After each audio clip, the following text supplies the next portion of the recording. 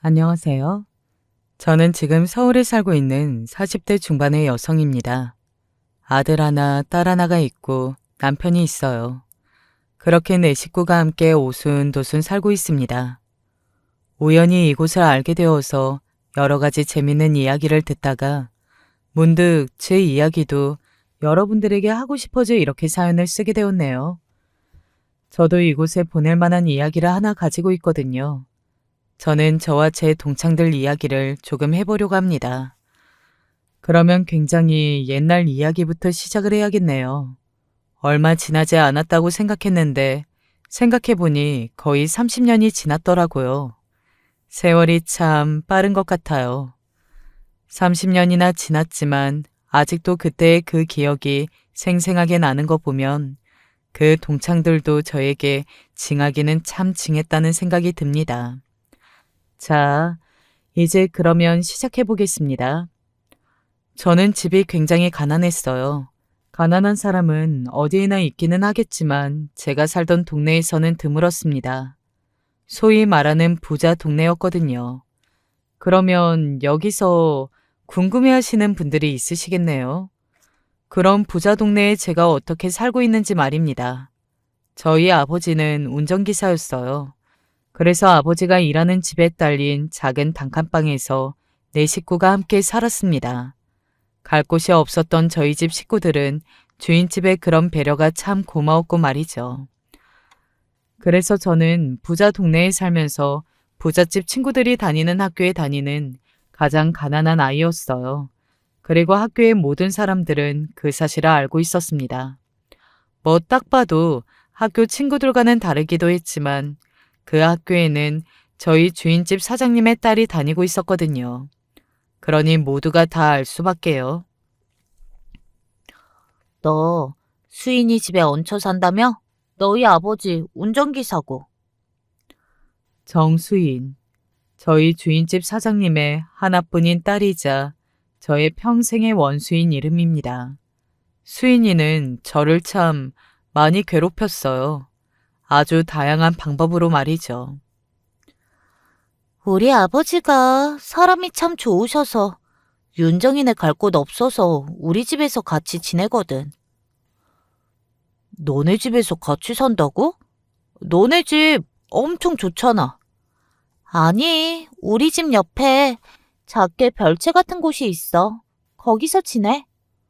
우와, 너네 집은 별채도 있어? 음, 그래서 가끔 윤정이가 우리 집 애인 줄 오해하는 사람이 있더라. 에이, 말이 되냐? 그 집에서 나오고 안 나오고를 떠나 그냥 태가 다른데? 윤정이를 보고 어떻게 부잣집 딸이라고 생각할 수 있겠어? 그냥 그 집에 심부름 다니는 애인가 보다 하겠지. 에이, 말이 너무 그렇다. 수인이 네가 너무 착해. 착해서 문제야.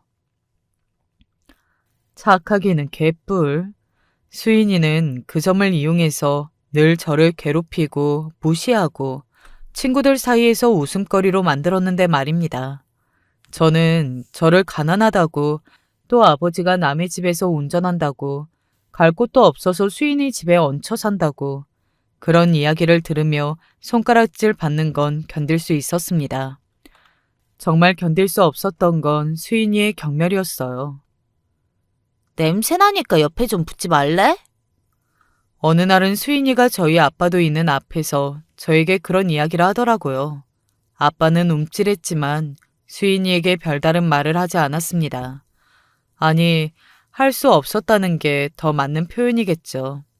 주인집 하나밖에 없는 딸내미에게 무슨 말을 어떻게 할 수가 있었겠어요. 게다가 저희 가족은 거기서 쫓겨나면 갈 곳도 없는데 말입니다. 아빠가 미안하다. 나중에 제 손을 꼭 잡으며 아빠가 그렇게 저에게 말했습니다. 저는 정말 눈물이 나올 것 같았어요. 난 괜찮아. 진짜 괜찮아. 부모가 못나서 자식들이 이 고생을 하는구나. 아빠는 결국 그렇게 이야기하며 우셨습니다. 저는 그날 정말 수인이가 죽도록 미웠습니다. 무슨 수를 써서라도 성공해야지. 그래서 이 거지 같은 곳에서 탈출해야지. 그냥 그렇게만 생각했던 것 같아요. 그래서 악을 쓰고 공부를 열심히 했습니다. 물론 그 학교는 부자 아이들이 많이 가는 학교였고 저는 그들이 받는 것처럼 사교육을 받을 수 있는 형편이 아니었기 때문에 그들을 따라잡기 위해서는 그들보다 2배, 아니 3배가 넘는 노력을 했었어야만 했어요. 잠도 못 자고 먹는 시간도 줄여가며 정말 공부만 했습니다. 그리고 그 결과 저는 전국 등수에서 어느 정도 두각을 보이는 성적이 나오게 되었어요. 그리고 저의 그 성적은 동창들의 심기를 거슬렀습니다. 아마도 자존심이 상했을 겁니다. 자신들은 몇백씩 발라가며 유명하다는 선생님들을 다 초빙해서 과외다 뭐다 생난리를 치는데 가난해서 문제집도 담임 선생님께 받은 문제집으로 공부를 하는 제가 자신들보다 성적이 잘 나오는 게 상당히 자존심이 상했겠죠. 그래서 제가 성적이 잘 나오면서부터는 반 아이들의 괴롭힘이 점점 더 심해졌습니다. 너 어디 시험지 훔치는 거 아니야? 그렇지 않고서야 너 같은 게 어떻게 그런 점수를 받아? 말이 안 되잖아. 그니까 아니면 수인이 몰래 수인이가 정리해둔 노트 같은 거 훔쳐가서 본다던지. 아니 그게 말이 안 되는 게 저는 수인이보다 성적이 훨씬 더 잘 나왔거든요. 그런데 무슨 수인이가 공부하던 걸 훔쳐가서 한다는 건지 정말이지 어이가 없었습니다. 그리고 그들 중에서 가장 자존심을 상해하는 건 다름 아닌 수인이었어요.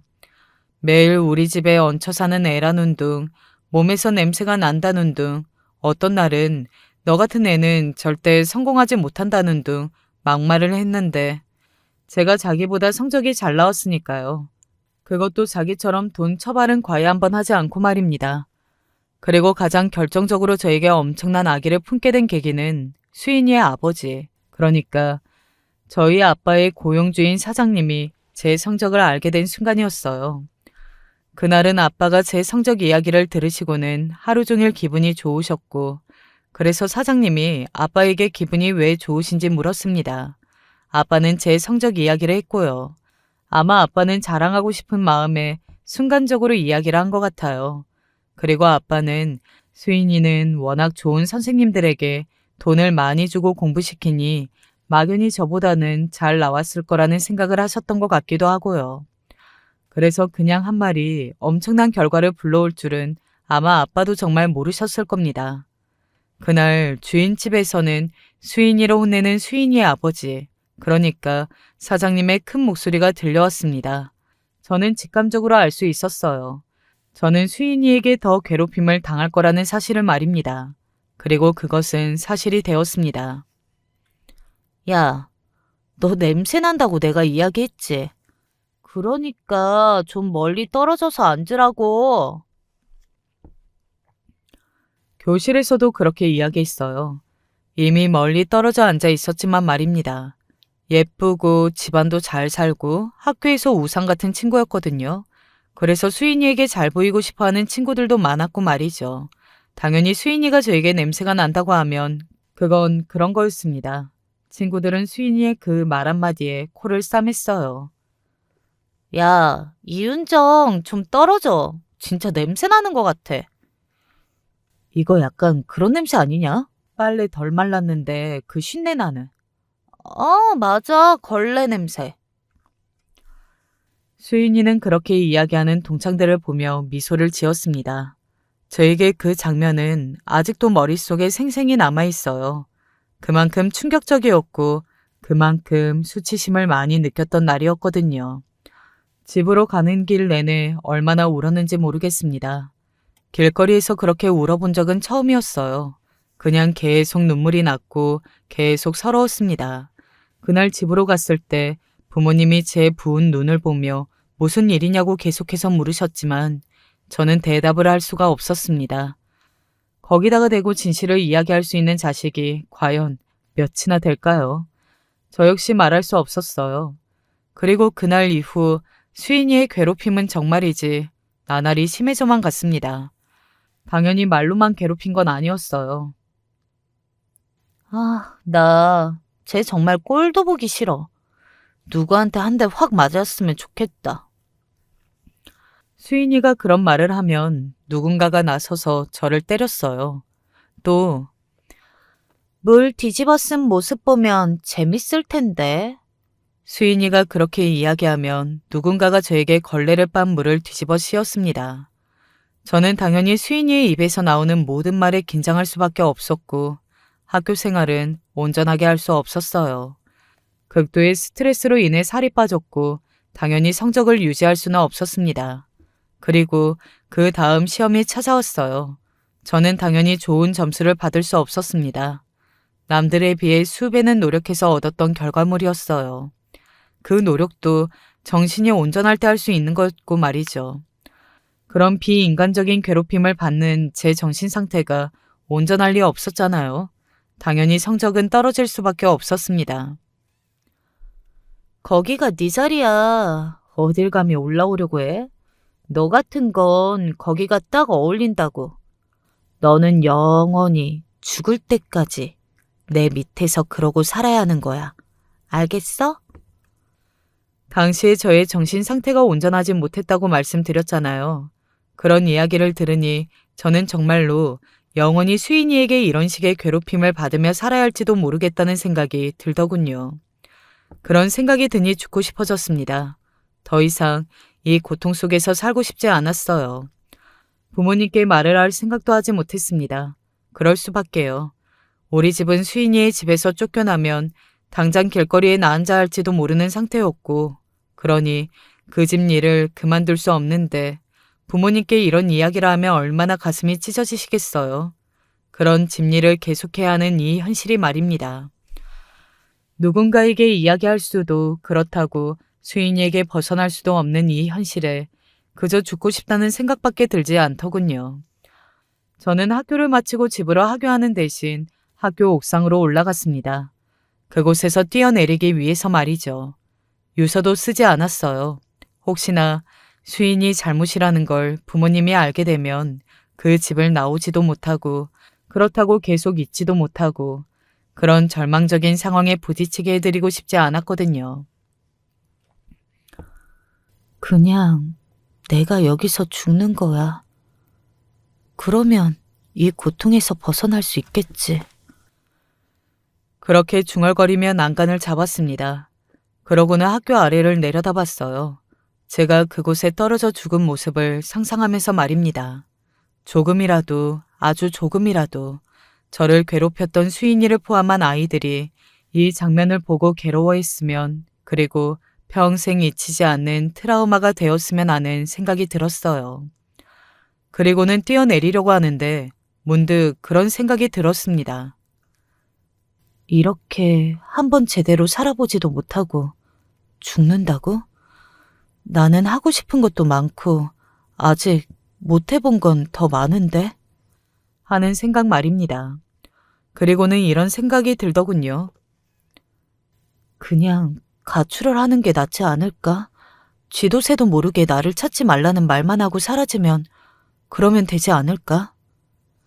생각이 거기에 미치자 갑자기 죽는 게 너무나 억울해졌습니다.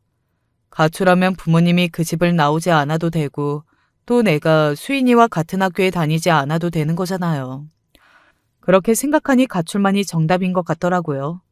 곧장 집으로 가 작은 가방에 몇 벌이 없는 옷과 얼마 없는 돈을 챙겼어요. 그러고는 집을 나오려는데 아빠와 마주쳤습니다. 심장이 덜컹하고 내려앉았어요. 어디가? 아빠가 제 가방을 보고 물었습니다. 제가 어색하게 웃으며 거짓말을 했어요. 친구가 집에서 같이 공부를 같이 하자고 해서 좀 늦을지도 몰라. 친구가 그러자고 해? 아빠는 몹시 반색하며 그렇게 물었어요. 그 모습을 보는데 슬퍼졌습니다. 저는 단 한 번도 제대로 된 친구를 사귀어 본 적이 없었거든요. 그러니 아빠가 제가 친구 집에 간다는 그 말에 그렇게 좋아했던 거고 말입니다. 이거 가지고 가서 친구랑 맛있는 거 사 먹으면서 공부해. 그러면서 아빠가 저에게 쥐어준 건 꼬깃꼬깃 접힌 10,000원짜리 한 장이었습니다. 아니야, 괜찮아. 아빠가 주고 싶어서 그래. 얼른 받아. 괜찮다는 저에게 억지로 돈을 쥐어준 아빠는 제가 사라질 때까지 뒤에서 손을 흔드셨습니다. 그때 잠시 망설이긴 했던 것 같아요. 하지만 저는 수인이를 더 이상 견딜 자신이 없었습니다. 그 동창들도 말이죠. 그렇게 저는 집을 나왔어요. 그러고는 숙식이 제공되는 곳이면 어디든 옮겨 다니며 악착같이 일을 했습니다. 그리고 남는 시간에는 정말 더 악착같이 공부했어요. 결국은 공부를 잘하고 좋은 대학에 가야 이 신분의 사다리를 조금이라도 올라갈 수 있다고 생각했거든요. 그래서 정말 독하게 일하고 공부했습니다. 정말 너무 많이 힘들었지만 그래도 수인이와 같은 학교를 다닐 때보다는 살만했어요. 물론 가족들에게는 너무나 미안했지만요. 나중에 듣기로는 엄마와 아빠는 저를 찾아 안 다녀본 곳이 없다고 하더라고요. 엄마는 어렴풋이 짐작은 했다고 합니다. 학교에서 정확히는 수인이에게 제가 괴롭힘을 당하고 있었고 그것 때문에 가출한 것이라고 말이죠. 숨긴다고 숨겼는데 정말이지 부모님은 모르는 게 하나도 없는 것 같아요. 그렇게 악착같이 공부해서 대한민국에서 가장 좋다는 대학을 장학금을 받고 들어갔습니다. 지금 생각해도 그 악과 깡이 다 어디서 나왔나 싶어요. 그리고 그러는 동안 아빠는 수인이의 집을 나와 다른 곳에서 새로운 일을 하게 되었습니다. 어떻게 알았냐고요? 제가 주기적으로 그 집을 찾으러 가 멀찌감치서 엄마와 아빠를 보고 오곤 했거든요. 어느 날부터 보이지 않으셔서 주변에 물어봤더니 혹시나 딸이 찾으러 오면 전해달랐다며 집 주소가 적힌 쪽지 하나를 전달받을 수 있었습니다. 그러고는 집으로 돌아간 날 부모님과 저는 서로 부둥켜 안고 얼마나 울었는지 몰라요. 그리고 지금까지 아주 사이가 좋은 부모와 자식으로 잘 살고 있습니다. 저는 좋은 대학을 나와 좋은 회사에 취직했고 그보다 더 운이 좋게 지금의 남편을 만났습니다. 정말이지 남편은 저에게 천운과도 같은 사람이었어요. 남편은 학벌, 집안, 인물, 뭐 하나 빠지는 게 없는 사람입니다. 굳이 단점을 하나 꼽자면 키가 조금 작고 왜소하다는 점이었는데 그거야 뭐 남편이 가지고 있는 수많은 것들에 비해 단점도 아니었어요. 저와 남편은 소개팅으로 만났는데 서로 아주 잘 맞았습니다. 말도 잘 통했고 생각하는 것도 비슷했어요. 저희는 빠르게 친해졌고 그리고 연애했습니다. 남편의 집은 우리 집보다 당연히 훨씬 더 잘 살았고 직업도 검사였어요. 당시에 저희 친정이 그 전보다는 나아졌다고 해도 그래도 여전히 평범 이하에 저도 좋은 대학을 나와 괜찮은 직장에 취직은 했지만 그래도 그것만으로는 남편네 집안과 직업 뭐 이런 거에 비할 건 아니었거든요. 하지만 남편도 시댁 식구들도 그런 걸 전혀 개의치 않는 분들이셨습니다. 사실 사람이 자기가 잘났으면 상대방의 조건에 대해서 더 따지게 되어 있잖아요. 하지만 그러신 분들이 아니었어요. 정말이지 사람만 보는 분들이셨고 제가 어려운 환경에서 이렇게 잘 살고 있는 걸 굉장히 높게 치셨습니다. 어렸을 때부터 운이 참 없다고 생각했는데 제가 남편복, 시댁복은 있는 사람이었더라고요. 그리고 그 생각은 아직도 유효합니다. 지금까지 시댁 식구들과 아주 잘 지내고 있으니까 말입니다. 그렇게 결혼해서 아들과 딸 하나를 낳고 10년이 넘는 세월 동안 행복하게 잘 살았어요. 물론 때때로 제가 겪었던 과거의 그 학교 폭력 때문에 아이들의 학교 생활을 조금 과도하게 간섭하는 경향이 없지 않아 있었지만 말입니다. 그리고 저에게 그런 과거가 있다는 건 남편도 다 알고 있는 사실이었어요. 연애할 때 다 털어놨었거든요. 집으로 이게 왔던데? 남편이 그렇게 이야기하며 저에게 건네준 건 다름 아닌 동창회, 부부 동반 모임 초대장이었습니다. 저는 순간 너무 벙쪘던 것 같아요. 아니, 어떻게 이게 나에게 올 수가 있지? 하는 생각을 했거든요. 말이 안 되잖아요. 저는 그 시절 친구들과 하나도 연락하고 지내지 않았고 어떻게 지내는지도 모를 만큼 소식을 피해 다녔거든요. 게다가 결정적으로 저는 그 학교를 졸업하지도 않았고요. 집을 나오고 나서 검정고시로 고등학교 졸업장을 땄으니까 말입니다. 잘못 온 거겠지. 아니, 당신 이름이 떡하니 적혀 있던데? 다시 보니 정말 봉투에 제 이름이 떡하니 적혀 있더라고요. 정말 모든 게 의문이었습니다. 제가 여기에 사는 건 어떻게 안 건지, 저에게 이런 걸 어떻게 보낼 생각을 했는지, 그리고 이걸 보낸 사람은 누구인지 말입니다. 너무 궁금했지만 그래도 저는 그 친구들을 다시는 보고 싶지 않은 마음이 더 컸습니다.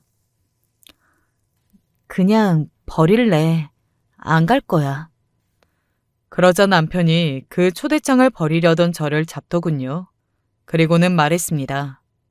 왜? 가자. 저는 남편이 무슨 생각을 하는지 모르겠더군요. 제가 계속 가기 싫다고 했더니 이제는 잘 사는 모습을 보여주는 게 속이 후련하지 않겠냐며 이럴 때 다 한풀이 해야 나중에 생각이 안 나는 거다. 계속 그런 이야기라 하며 저를 설득했습니다. 그렇게 적극적인 모습은 남편에게 흔한 모습은 아니었거든요. 게다가 제가 한번 거절했는데도 그러는 건 말이죠. 저는 결국 남편의 설득에 넘어갔어요.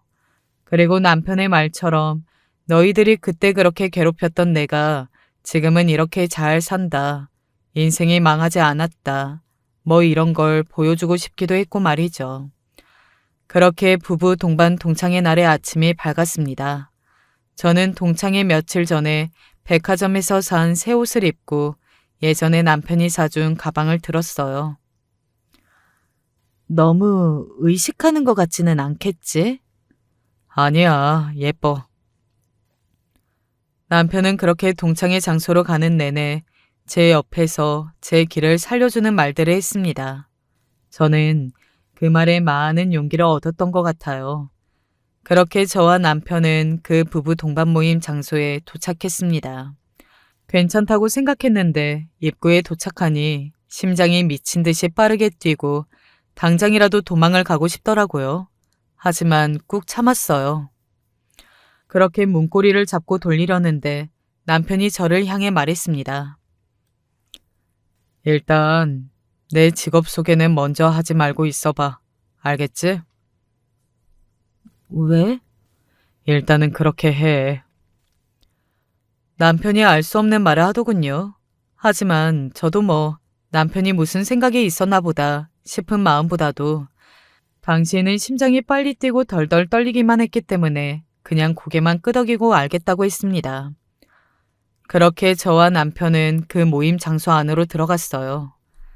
나이가 들었지만 그래도 절대 잊을 수 없는 알아볼 수 있는 얼굴들이 앉아서 하하 호호거리며 대화를 나누고 있었습니다. 뭐 대충 들으니 요즘 애들 키우기 힘들다는 둥, 우리 때랑 다르다는 둥, 뭐 그런 이야기들이었어요. 그저 평범해 보이는 그 나이대 부부들 같은 모습들이었습니다. 그렇게 평범해 보이는 모습들에 어딘가 소름이 돋는 듯도 했던 것 같아요. 그때 동창 하나가 저를 알아봤습니다. 어? 윤정이 아니야? 그 소리에 모두가 우르르 저를 돌아봤어요. 그 시선에는 제가 여길 왜 와? 라는 눈빛과 순수한 궁금증, 그리고 약간의 두려움 같은 게 깔려 있었습니다. 그 약간의 두려움은 자신들이 과거에 했던 짓을 지금 자기 남편이 알게 될까봐 그것에 대한 궁금증이었을 걸로 생각해요. 절대 자랑스럽지 않은 과거이니까 말입니다.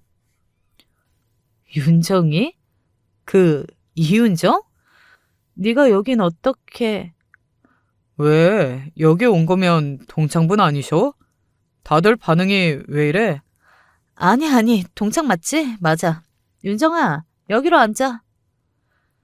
보지 않았어야 할 사람을 보는 그 반응은 각자의 남편들에 의해 싹 숨겨지고 가식적인 웃음과 반가운 인사를 건네는 모습들만 보였습니다. 그 모습을 보니 정말 비웃음이 나오더군요. 그리고 그 과거가 본인들에게 꽤 밝혀지면 타격이 되는 과거라는 생각도 함께 들었고 말입니다. 여기 앉아. 야, 이게 얼마만이야? 너 그때 학교 그만두고 거의 20년 됐나? 그동안 뭐하고 살았어? 동창 한 명의 말에 남편끼리 학교를 그만뒀던 친구라 이렇게 다들 놀라는 반응이구나 하고 이해하는 모습을 봤어요.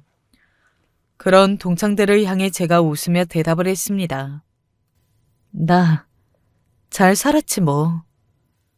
그래. 너 그렇게 하루아침에 사라지고 우리가 걱정 많이 했어. 걱정? 걱정이요. 그 소리를 듣는데 정말 단전에서부터 비웃음이 나오는 걸 간신히 참았습니다. 그래요. 걱정할 수도 있었겠죠.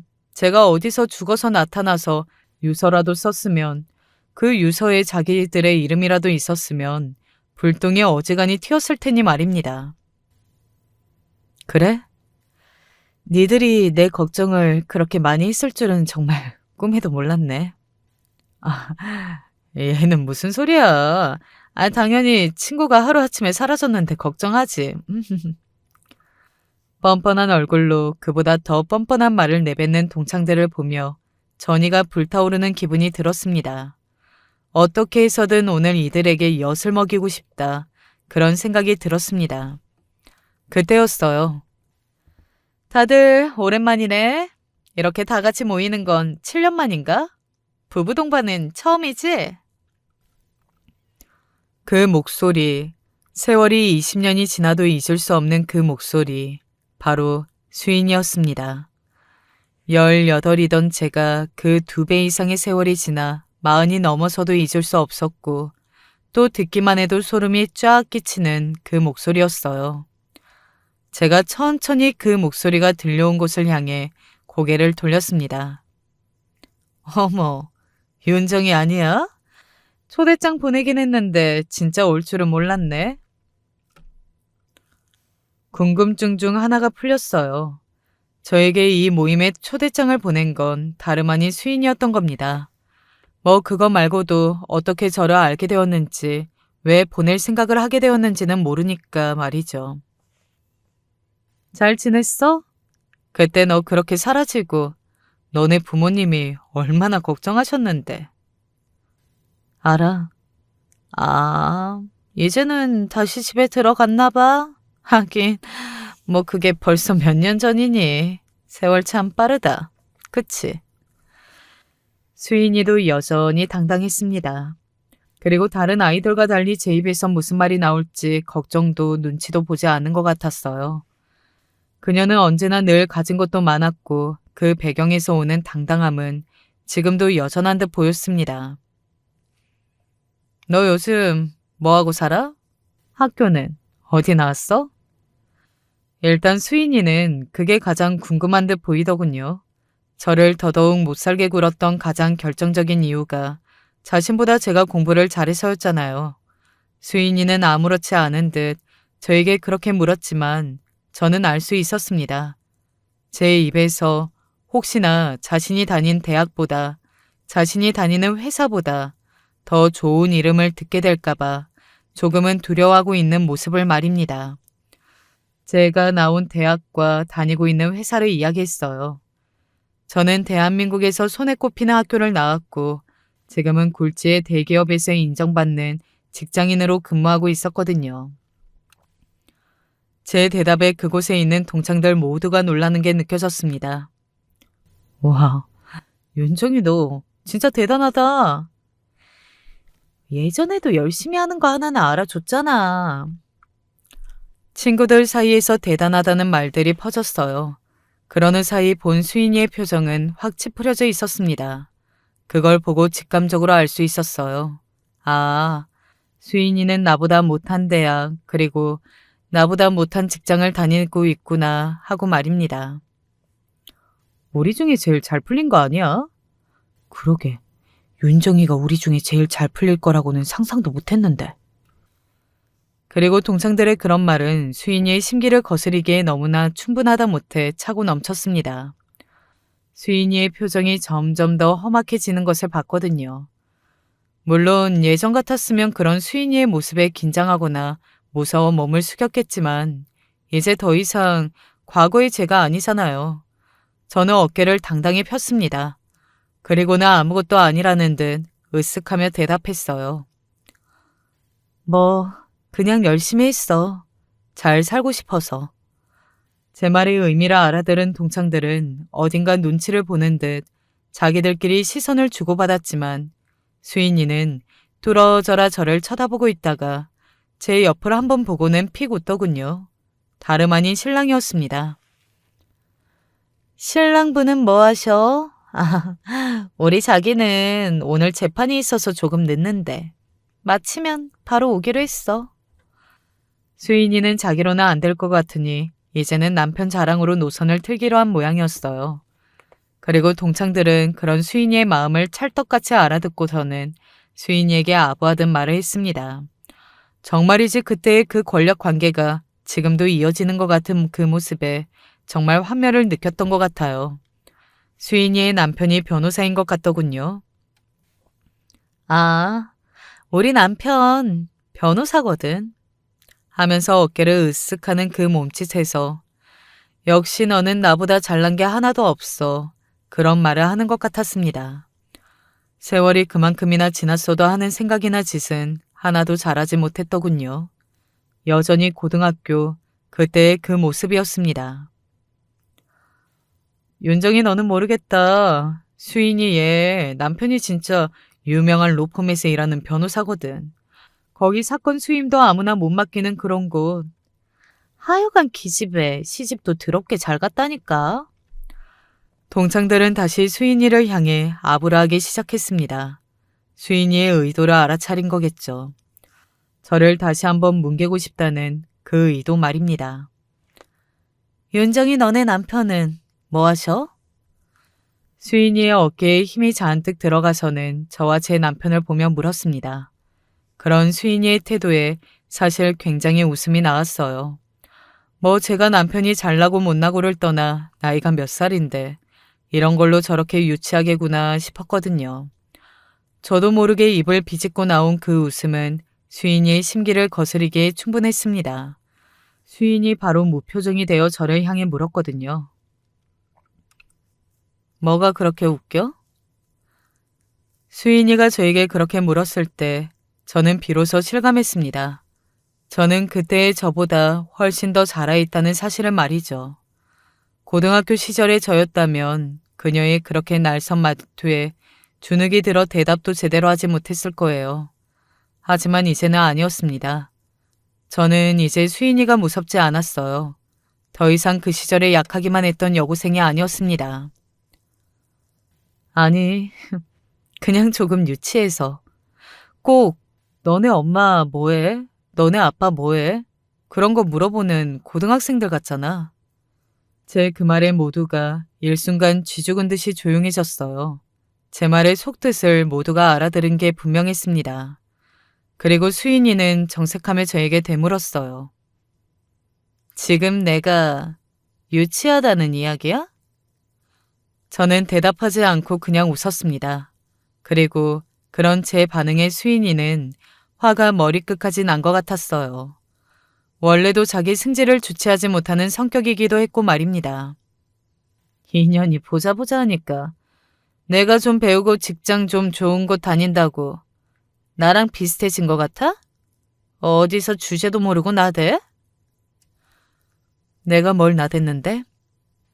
제가 아무렇지 않은 얼굴로 그렇게 되물었고 그런 제 반응은 당연히 수인이의 화를 부추겼습니다. 그녀는 더 크게 소리를 질러대기 시작했어요. 너랑 네 남편이 나랑 내 남편이랑 비교가 될 것 같아? 어? 안 그래 얘들아? 수인은 그렇게 친구들을 향해 물었고 동창들은 수인이의 말에 동의하듯 고개를 끄덕이며 그녀의 말을 거들었습니다.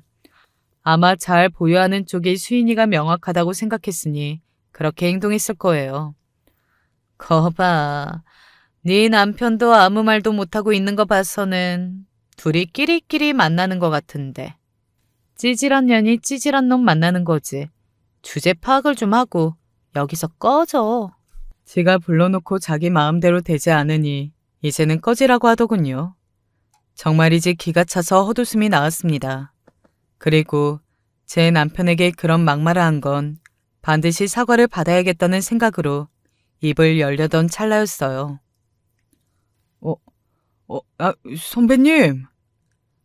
누군가의 그 목소리에 모두가 소리가 난 쪽으로 고개를 돌렸습니다. 자기야. 그 사람은 바로 수인의 남편인 듯 했어요. 그리고 수인이의 남편이 선배님이라고 부르며 깍듯하게 인사를 건넨 사람은 다름 아닌 종서봐, 오랜만이다. 제 남편이었습니다. 이게 무슨 소리야? 선배님이라니? 수인이는 굉장히 당황하고 놀란 말투로 물었습니다. 그렇지만 당황하고 놀란 건 그녀뿐만이 아니었어요. 저도 굉장히 놀랐습니다. 더구나 남편은 이미 수인이 남편이 여기 올 걸 다 알고 있었던 사람처럼 평온하고 하나도 놀라지 않은 얼굴이었거든요. 우리 선배님이셔. 그런데 선배님이 여긴 어떻게? 그러게, 여기서 다 보내. 아내 동창 모임에 나온 건데. 아니, 지금 이게 말이 돼? 수인이는 멍한 얼굴과 말투로 물었습니다. 그러고는 현실을 부정하듯 소리를 지르기 시작했습니다. 아마 인정하기 싫었을 겁니다. 이제는 제가 자신과 비슷해졌다는, 아니 이제는 어쩌면 자신보다 잘날 수도 있다는 그 사실이 말이죠. 말도 안 돼. 너 같은 년이 어떻게 내 남편 선배인 사람이랑 결혼해? 그게 말이 돼? 그게 말이 되냐고. 그게 왜 말이 안 돼? 너는 평생 바닥에서 나를 올려다보면서 살아야지. 그게 맞는 거지.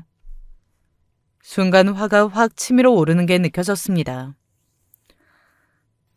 네가 아무리 부정해도 나는 이제 너보다 나은 삶을 살고 있어. 우리 남편 검사고 너 같은 거 터는 거 일도 아니야. 어디 털어줘? 홧김에 이성을 잃고 저도 그런 유치한 말을 한 거였지만 사실 남편이 마음만 먹으면 다 가능한 일이긴 했습니다. 저희 남편이 굉장히 유능한 검사였고 인정을 받는 사람이었고 그래서 모든 사람이 깍듯이 모시는 사람이었거든요. 야. 제 말을 들은 수인이가 참지 못하고 소리를 질렀고 그런 수인이를 그의 남편이 잡고 말렸습니다. 당신 그만해. 제정신이야? 당신 지금 뭐 하는 거야? 내 편 안 들고? 지금 이 선배님이 어떤 분인 줄 알고 당신 이리 나와. 빨리. 수인의 남편은 그렇게 이야기하고서는 수인이를 끌고 나갔어요. 아마 끌고 가서는 저희 남편 이야기를 해줬을 겁니다. 저희 남편이 얼마나 대단한 검사고 인정받고 있는지 말입니다. 건드려서는 안 되는 사람이라는 것도 말이죠. 너네 남편이 검사야? 수인이 남편이 저렇게 나오는 거 보면 대단하신 분인 거 아니야? 동창들은 자기들끼리 그렇게 수군거렸습니다. 그리고 얼마 지나지 않아 수인과 수인이의 남편이 들어왔어요. 수인이는 이를 꽉 깨물고 저에게 말했습니다. 내가 말이 조금 심했어. 미안하다. 라고 말이죠. 그 얼굴은 정말이지 사과하고 싶지 않은 게 너무 잘 보였지만 말입니다. 그날 동창회는 그렇게 마무리되었어요. 더 이상 모임을 이어나갈 분위기가 아니었기 때문입니다. 그리고 그 이후에 일어난 일들이 진짜 복수 아닌 복수가 되었습니다.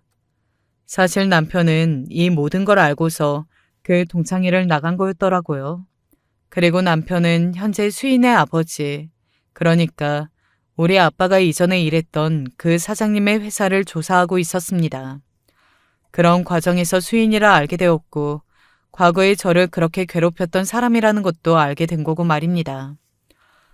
수인의 아버지는 회사를 경영하는 문제에 있어서 상당히 범법 행위를 많이 저질러 현재 조사에 들어갔다고 하더군요. 그리고 공교롭게도 저희 남편이 그 사건의 담당 검사였고 말이죠. 하늘이 저에게 한풀이를 할 수 있는 기회를 주는 게 아닌가 싶을 만큼 운명적인 재회였습니다. 아마 수인이는 악연이라고 생각했겠지만요. 그날 그 동창회 이후에 남편은 조사에 속도를 붙였고 수인이는 곧 제 남편이 자신의 아버지 사건의 담당 검사라는 사실을 알게 되었습니다. 어느 날 저를 찾아왔더군요. 처음부터 작정하고 동창회에 온 거야? 나 완전히 이렇게 밟아버리려고? 그런 건 아니야. 남편도 조사하다 보니 알게 된 거라고 했고, 하지만 우연이라고는 생각 안 해. 하늘이 나에게 복수를 할 기회를 주신 거지. 제 말을 듣던 수인이는 인상을 팍 찌푸리더군요. 그게 언제 일인데 이제 복수를 해. 그리고 너는 지금 잘 풀려서 잘 살고 있잖아. 그러면 과거의 일 같은 건 잊을 수도 있는 거지. 잊어? 내가 어떻게 그 일을 잊어? 아직도 꿈에서 네가 나와서 나를 괴롭히는데? 네가 그랬지. 나는 평생 이렇게 네 발 아래서 위로 올려다보면서 너를 부러워하면서 살 거라고. 그리고 절대 그 밑에서 올라올 수 없을 거라고. 나는 늘 그걸 증명하고 싶었어. 네 말이 틀렸다는 걸 말이야. 수인이는 저를 설득하러 나온 거였어요. 제발 한 번만 봐달라고. 우리 아빠 망하면 자기도 이혼당하고 인생을 완전히 망치게 될지도 모른다고. 고등학교 때 망한 인생은 어리니까 다시 되돌릴 수 있지만 자기는 이제 여기서 망하면 되돌릴 수 없다고 말이죠. 그러면서 자식들 이야기도 하더군요. 하루아침에 엄마를 잃게 될 자식들도 조금 생각해줘. 응? 나 아버지도 망하고 이혼도 당하면 정말 확 죽어버리는 거 말고 다른 방법이 없어. 그런 수인이를 보니 과거에 제 생각이 나서 웃음이 나오더군요. 저는 정말로 옥상에 올라갔었는데 말이죠. 그래서 그 이야기를 했습니다. 나는 정말 죽으려고 옥상에 올라갔었어. 제 그 말에 수인이는 저를 빤히 보더군요. 그 얼굴에는 정말 미안한 기색이 전혀 단 하나도 없었습니다. 그저 지금 자신의 아내가 위협이 당한 거, 그래서 자신의 인생이 망하게 된 것에 대한 걱정밖에 없었어요. 저는 그런 뻔뻔한 얼굴로 죽겠다는 이야기를 하는 수인이에게 말했습니다. 너한테 나는 평생 너 발 아래에 있을 거라는 이야기를 들은 날 정말로 죽으려고 옥상에 올라갔어. 나는 그렇게 사는 게 너무 죽을 만큼 고통스러웠거든. 그래서 죽으려고 했는데 순간 너무 억울하다는 생각이 들더라. 한번 제대로 살아보지도 못하고 누군가의 괴롭힘으로 죽기 위해 옥상에 선 게 말이야. 그래서 그냥 가출을 하기로 한 거야. 수인이는 그런 저를 가만히 바라봤습니다. 저의 그런 이야기를 들으면서도 딱히 반성이나 자신이 잘못했다는 표정이 아니었어요. 그래서 뭐 어쩌라고 이런 얼굴이었지 말입니다. 그래서 네가 나 때문에 죽겠다고 말하는 게 너무 웃겨. 게다가 나는 너를 괴롭힌 게 아니라 그냥 순리대로 흘러가는 일에 말이야. 저는 그렇게 이야기하고 돌아섰습니다. 뒤에서 수인이가 소리를 바락바락 지르는 소리가 들려왔어요. 나는 가만히 있을 줄 아냐. 우리 집이 너 따위 때문에 정말 망할 것 같냐. 악을 써댔고 말이죠. 하지만 그런 수인가의 말과 그리고 본인의 바람과는 너무나 다르게 수인의 아버지는 정말로 망하게 생겼었거든요. 그리고 이번에는 저희 아버지에게 찾아갔다고 하더군요. 사장님과 수인이 둘이 함께 말입니다. 그러고는 저희 아버지에게 과거의 인연을 이야기하며 제 남편에게 한 번만 봐달라고 사정을 했다고 말이죠. 그럴 수 없는 일이라고 이야기하고 돌려보냈어. 우리 사위는 악감정 가지고 누군가를 조사해서 벌을 더 주고 그럴 사람이 아니라고. 그리고 함부로 잘못을 덮어주고 그런 사람도 아니라고. 죄는 지은 만큼 받으시라고. 아빠는 그 이야기를 하는데 어딘가 울 것 같은 얼굴이었어요. 나중에 엄마에게 들은 이야기인데 아빠도 그걸로 한풀이 하신 것 같더라고요. 저도 사실은 알고 있었습니다. 아빠가 사장님 밑에서 일하면서 얼마나 많이 힘들었는지 말이죠. 사실 수인이가 그런 성격인 건 다 이유가 있었거든요. 사장님도 성격이 어마어마하신 분이었어요. 아빠가 뺨을 맞는 것도 숨어서 봤던 적도 있었고 말이죠. 수인이 아버지의 회사는 망했습니다. 그 가족들은 그게 꼭 저희가, 아니, 제 남편 때문에 그렇게 된 거라며 저희를 원망하지만 그건 아니에요. 애초에 불법적으로 회사를 경영하지 않고 올바르게 경영을 했다면 이런 일은 아예 일어나지도 않았을 테니 말입니다. 결국은 자신들이 자처한 일이면서 남 탓을 하며 경우 없이 구는 건 여전하더라고요. 그렇게 망하고도 정신이 들어오지 않은 건지 우리 집에 찾아와서 시도 때도 없이 행패 아닌 행패를 부렸습니다. 경찰을 불러서 쫓겨난 적도 여러 번이었어요. 한동안 연락이 없었는데 동창에게 전화가 왔습니다. 제 번호를 어떻게 알았는지는 알 수 없었지만 말이죠. 그리고 수인이에 대한 소식을 구체적으로 들을 수 있었어요. 뭐 놀랍지 않은 이야기긴 했습니다. 수인이는 이혼당했다고 하더군요. 남편과는 원래 돈 때문에 어른들끼리 조건만 보고 한 결혼이어서 남편도 수인이가 아무리 빌어도 잡아도 돌아보지도 않았고 말이죠. 당연히 양육권도 다 남편에게 빼앗겼고 말이죠. 설사 키울 수 있었다고 한들 그 성격에 데리고 오지도 않았을 테지만 말이야. 자기 자식들에게도 정이 없었다고 성적이 안 오르면 때리기도 하고 그랬다더라고요. 과거에 자신의 아버지가 자신에게 했던 행동들을 그대로 하고 있었던 겁니다. 이런 걸 보면 참 자식은 부모의 거울이라는 말이 틀린 말은 아닌 것 같아요. 그러고는 동창들이 저를 한번 만나고 싶다는 뜻을 전해왔다고 말이죠. 저는 물론 거절했습니다. 인제 와서 사과받고 싶은 마음도 없었거든요. 저는 이미 그 시절 죽을 만큼 괴로웠고 그때의 저는 다시 돌아갈 수 없는 먼 과거인데 지금 와서 사과하는 게 대체 무슨 소용이고 무슨 의미가 있겠어요? 그저 그 동창들이 자신의 마음을 편하게 하자고 하는 사과일 텐데 말이죠. 그들의 마음을 편하게 만들어주고 싶지는 않았습니다.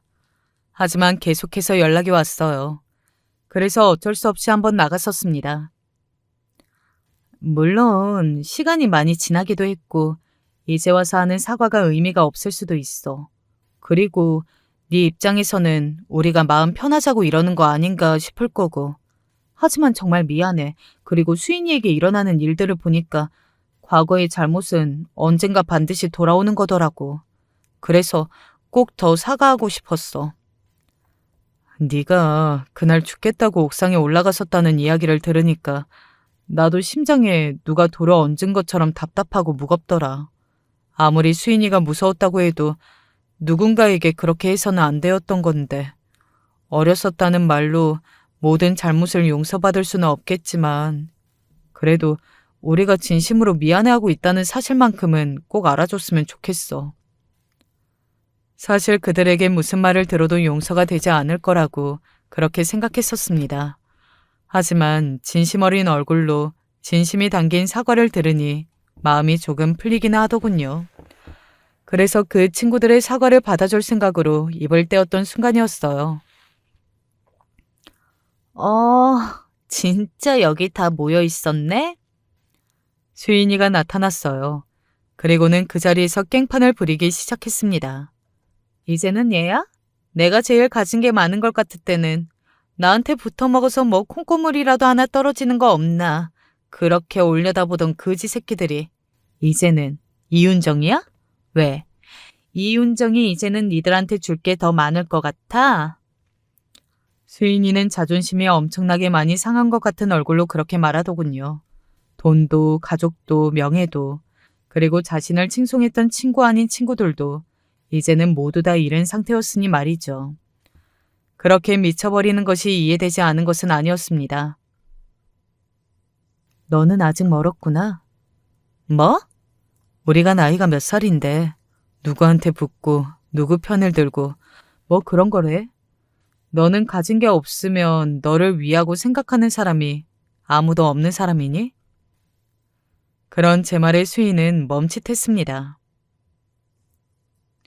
어떻게 된 애가 네가 이렇게 망했는데 너를 진심으로 걱정해주고 위해주는 사람이 하나도 없어? 친구도 가족도 어떻게 너를 버리기만 해? 이게 다 너 때문이잖아. 이게 왜 나 때문이야? 그렇게 살아온 네 탓이지. 인상을 확 찌푸리고 손을 덜덜 떨며 화를 참는 수인을 향해 말을 이었습니다. 가진 게 없어졌다는 이유 하나만으로 모두에게 버림받았으면 내 주위에 어떻게 사람이 이렇게 하나도 남지 않을 수 있을까? 이런 걸 되돌아보면서 과거에 어떻게 살았는지 반성할 생각을 해야지. 지금까지 남 탓을 하고 있으면 어떡하니? 네가 아직 여고생이야? 너 말 다 했어? 덜했다. 네가 아직 그렇게 사니까 네 옆에 아무도 없는 거야. 너는 아마 늙어 죽을 때도 네 옆에 아무도 없을걸? 너를 진심으로 위하는 사람이 아무도 없으니까. 그리고 그렇게 만든 건 다름 아닌 너 자신이라는 걸 절대 잊지 마. 사실 수인이가 망했다는 소식을 들었을 때도, 가진 것을 다 잃었다는 말을 들었을 때도 그녀에게 통쾌하게 복수를 했다는 생각이 들지 않았습니다. 시원한 줄 알았는데 아니더라고요. 하지만 수인이에게 그 이야기를 하는 순간은 통쾌했던 것 같아요. 결국 그렇게 살아온 네 옆에는 그 누구도 남아있지 않고, 그렇게 힘든 환경에서도 잘 살아온 내 옆에는 가족, 친구, 기타 등등 나를 생각하고 아껴주는 사람이 이렇게 많다는 사실이, 그 사실이 가장 통쾌하고 그게 최고의 복수인 것 같았습니다. 그리고 그게 최고의 복수가 맞고 말이죠. 제 그런 말을 멍하게 듣고 있던 수인이의 얼굴이 아직도 생생하게 기억나네요. 이제 정말 다 잃었다는 그 절망이 가득한 얼굴 말입니다. 아마 수인이가 그런 부모님 밑에서라도 잘 자랐다면 이렇게까지 버림은 받지 않았을 거라고 저는 확신해요. 잘 살면 그건 반드시 보답받게 되더라고요. 저는 이제 수인이의 이름을 잊고 온전히 저로서 제 행복만을 생각하며 앞만 보고 행복하게 살 겁니다. 제 옆에는 많은 사람이 있으니까 말이죠. 이제는 과거에서 완벽하게 벗어났고 극복한 것 같아요. 더 이상 악몽을 꾸지도 닮은 사람을 보고 심장이 쿵 떨어지지 않은 것 보면 말입니다. 제 이야기는 여기까지입니다. 오늘 이야기는 자신이 살아온 삶에 대해 업보를 다 돌려받은 제 동창에 관한 이야기인 것 같네요. 어렵고 실수할 수 있었다고 생각하지만 수인이는 다 커서도 그렇게 살아왔으니 그럴 수 없는 사람이었고, 그래서 돌려받은 거라고 생각합니다. 그리고 수인이의 소식은 그 이후로는 들은 게 없습니다. 긴 제 이야기를 이제 그만 줄여야 할 것 같네요. 긴 이야기 들어주셔서 너무 감사합니다. 오늘 하루도 좋은 일만 있으시길 바랄게요. 좋은 생각을 많이 하면 그런 일이 일어나기도 하더라고요. 그럼 이만 줄이겠습니다. 안녕하세요. 저는 서울 관악구에 거주하고 있는 30대 후반의 여성입니다. 저와 남편은 결혼한 지 올해로 7년 차가 되었고, 저에게는 시어머님이 두 분이나 있습니다. 남편과 결혼할 때부터 시어머님과 더불어 시어머님 집 근처에 사시는 시고모님 때문에 이런저런 시집살이로 인해 스트레스를 많이 받았는데요. 제가 보내는 사연도 저희 시어머님과 시고모님에 대한 이야기입니다. 남편과 결혼 준비를 할 때 이야기를 잠깐 이야기하자면요. 남편은 저보다 한 살이 어렸고 3년 동안 연애를 하고 결혼을 하게 되었습니다. 그때 제 나이가 33살, 남편이 32살 때였던 것 같네요. 남편과 연애를 하면서 자연스럽게 알게 된 사실이지만 남편은 2년제 전문대학교를 나와 생산직에서 일을 했고 홀 시어머니를 모시면서 저보다 돈을 적게 벌었더라고요. 반면에 저는 약학대학원까지 나와 약국을 운영하다 보니 남편보다 연봉도 높았고 부모님 모두 경제활동을 하고 계셔서 집안이 풍족한 편이었습니다. 여러모로 남편과 학벌도 집안 재산도 연봉도 모두 차이가 났지만 남편 한 사람만 바라보고 참 괜찮은 사람이다 싶어서 결심한 결혼이었습니다. 그런데 시댁에 처음 인사를 갔을 때부터 시집살이가 예견되더라고요. 그 당시 남편은 홀 시어머니를 모시고 살고 있었는데요. 시아버님께서는 남편이 중학생 때 불의의 교통사고로 돌아가셨고 시누이는 남편보다 2살이 어렸지만 일찍이 제 짝을 만나 결혼을 해서 독립한 상태였습니다. 시어머님께서는 시아버님이 살아생전 계실 때 전업주부셨는데 시아버님이 돌아가시고 나서 남편과 시누이를 뒷바라지하기 위해 식당 일을 시작했다고 하시더라고요.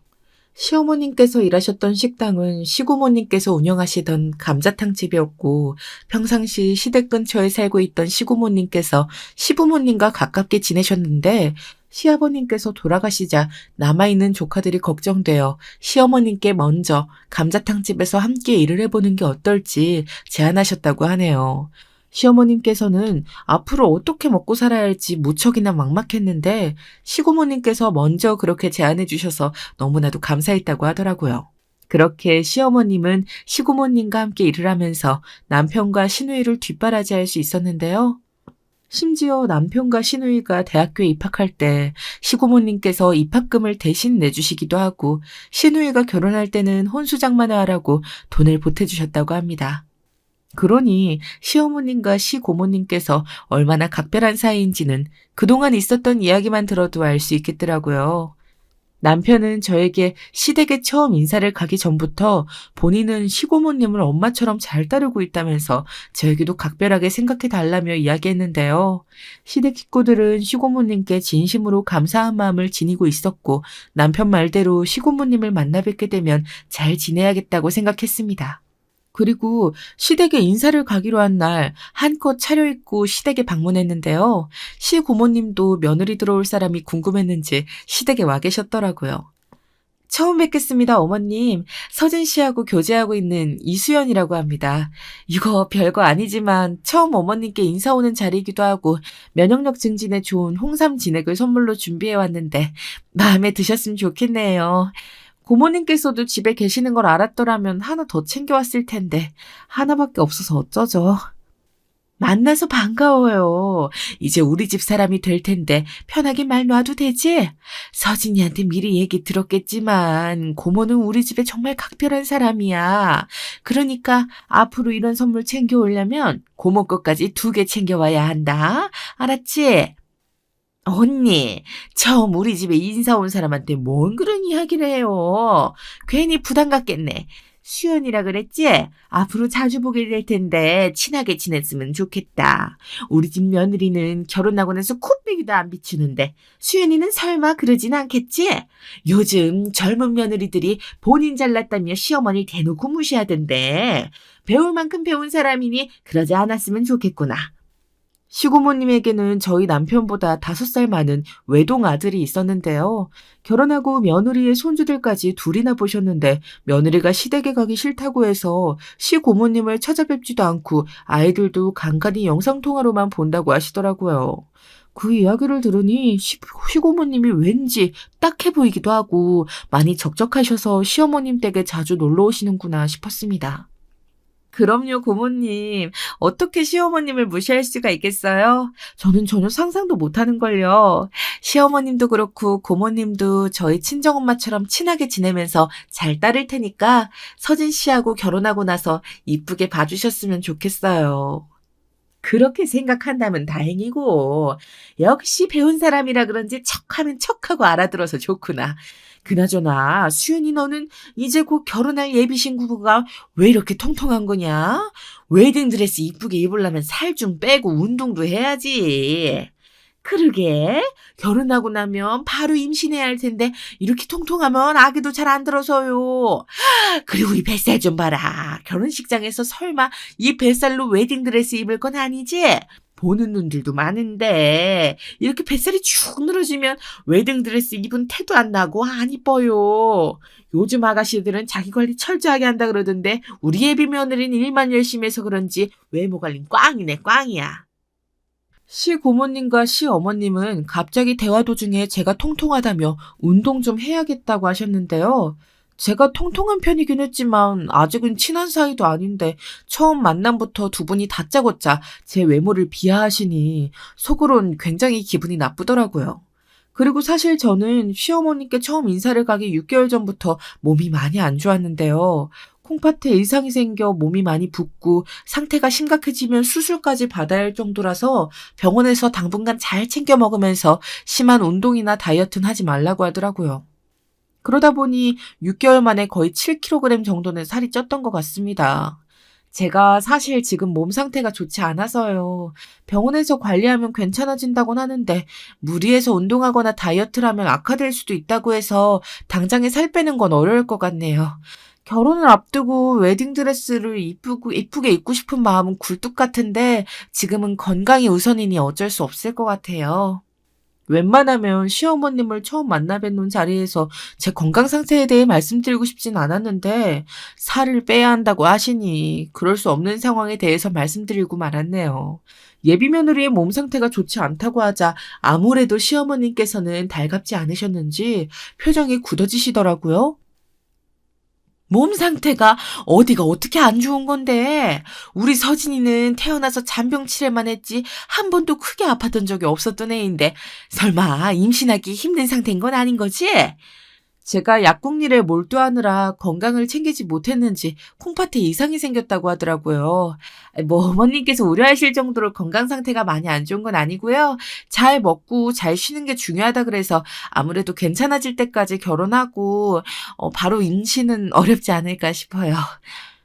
시어머님은 무언가 계속 못마땅한 듯이 표정이 언짢아 보이셨고 그때 시고모님께서 나서서 이야기하셨습니다. 언니, 나도 젊어서 콩팥 안 좋다 그랬는데 아기 낳고 여태까지 잘 먹고 잘 살고 있으니 걱정하지 마요. 그런데 수연아, 내가 어른으로서 한 가지 충고를 해주자면 나중에 여자가 결혼하고 나서도 자기 관리 철저하게 해야지. 안 그러면 남편이 딴 마음을 가져요. 안 그래도 서진이가 너보다 어린데 네가 이렇게 통통하고 꾸미지도 않아서 다른 여자한테 눈이 가면 어떻게 하겠니? 시고모님께서는 계속해서 제 외모를 가지고 비하하시면서 여자가 이쁘게 꾸미지 않으면 남편이 딴 마음을 갖는다며 기분 나쁜 소리를 하시더라고요. 남편보다 제가 한참 나이가 많은 것도 아니고 1살밖에 차이가 안 나는데 연하 남편과 같이 살려면 제가 당연히 더 외모 관리를 철저히 해야 하는 것처럼 말씀하시니 어이가 없었습니다. 그렇게 제 기억 속에서 시어머님과 시고모님과의 첫 만남은 처음부터 끝까지 제 외모 평가로 끝났던 것 같네요. 그리고 결혼식 3개월 전쯤이었을까요? 시어머님께서 시고모님과 다른 몇몇 지인분들과 함께 저희 결혼식 때 축하 공연을 해주시겠다고 하더라고요. 알고 보니 시어머님께서는 시고모님과 함께 몇 년 전부터 얼굴에 화장을 엄청 진하게 하고 한복을 입은 채 문화센터에서 장구춤을 배우고 계셨고 같이 장구춤을 추시는 분들과 함께 결혼식 때 공연을 하시겠다고 하는 겁니다. 두 분이서 취미 활동을 하는 건 좋지만 한 번밖에 없는 결혼식에 장구춤을 추시겠다고 하니 적잖게 당황스럽더라고요. 그리고 장구춤 공연이 멋있으면 모를까. 예전에 시어머님께서 문화센터에서 공연하신 동영상을 보여주신 적이 있었는데요. 무슨 전통시장에서 각설이 공연을 하는 것도 아니고 중국 경극과 같이 화장을 진하게 하시고 박자도 맞추지 않고 어르신들끼리 맘 가는 대로 춤을 추시더라고요. 장구를 칠 때도 각자 다르게 치다 보니 공연이 아니라 소음처럼 들렸습니다. 그런 공연을 결혼식 때 하시겠다고 하니 당황스러운 걸 떠나 경악스러웠던 것 같네요. 어머님, 고모님과 공연을 직접 해주시겠다고 하는 건 너무 감사한 일이지만 결혼은 조용히 치르는 게 좋을 것 같아 정중히 사양할게요. 문화센터에서 정기적으로 공연을 한다고 하셨으니까 그때 제가 서진 씨하고 같이 응원차 보러 갈게요. 예. 무슨 옛날 60년대 결혼식도 아니고 축하 공연 하나 없이 조용히 치른다고 하는 거니? 하다못해 결혼식 때 축가 한두 곡은 부르는 판에 그때 내가 대신 네 고모님하고 같이 신명나게 멋들어진 공연을 해주겠다고 하는 거니 부담 갖지 말아라. 그리고 문화센터 같이 다니는 아줌마들한테 우리 아들 결혼식 때 공연하자고 다 이야기해 놓아서 번복 못한다. 벌써부터 다들 결혼식 공연 연습한다고 난리도 아니야. 시어머님께서는 저희 결혼식 때 공연을 기필코 하시겠다며 강경한 입장을 밝히셨고 저는 도저히 시어머님을 직접 설득할 수 없어 남편에게 이야기했습니다. 자기야, 어머님께서 결혼식 때 장구춤을 추시겠다고 하는데 어떻게 생각해? 나는 우리 결혼식을 조용히 치르고 싶은데 시어머님하고 고모님께서 직접 나서서 공연을 해주시겠다고 하니까 어떻게 거절해야 할지 모르겠어. 우리 집 친척들하고 친구들까지 다 올 텐데 솔직히 부끄럽기도 하고. 뭐 어때? 요즘 결혼식 때 다들 즐겁게 노래 부르고 춤도 추던데 색다르고 좋지 않을까? 엄마하고 고모가 기대에 잔뜩 부풀으셔서 장구춤 때문에 한복도 새로 맞추시고 장신구도 고르신다고 신나셨던데 그냥 두 분이서 우리 결혼식 때 마음껏 공연하시라고 그러자.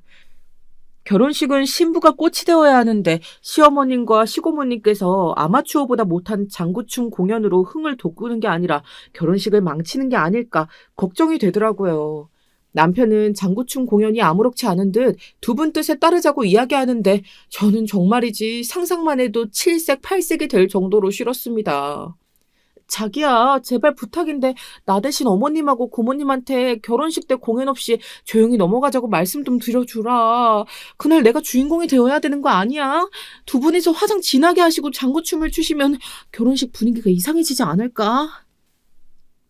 남편은 제가 계속해서 공연이 싫다고 말하자 마지못해 시어머님께 다시 이야기해보겠다며 하더라고요.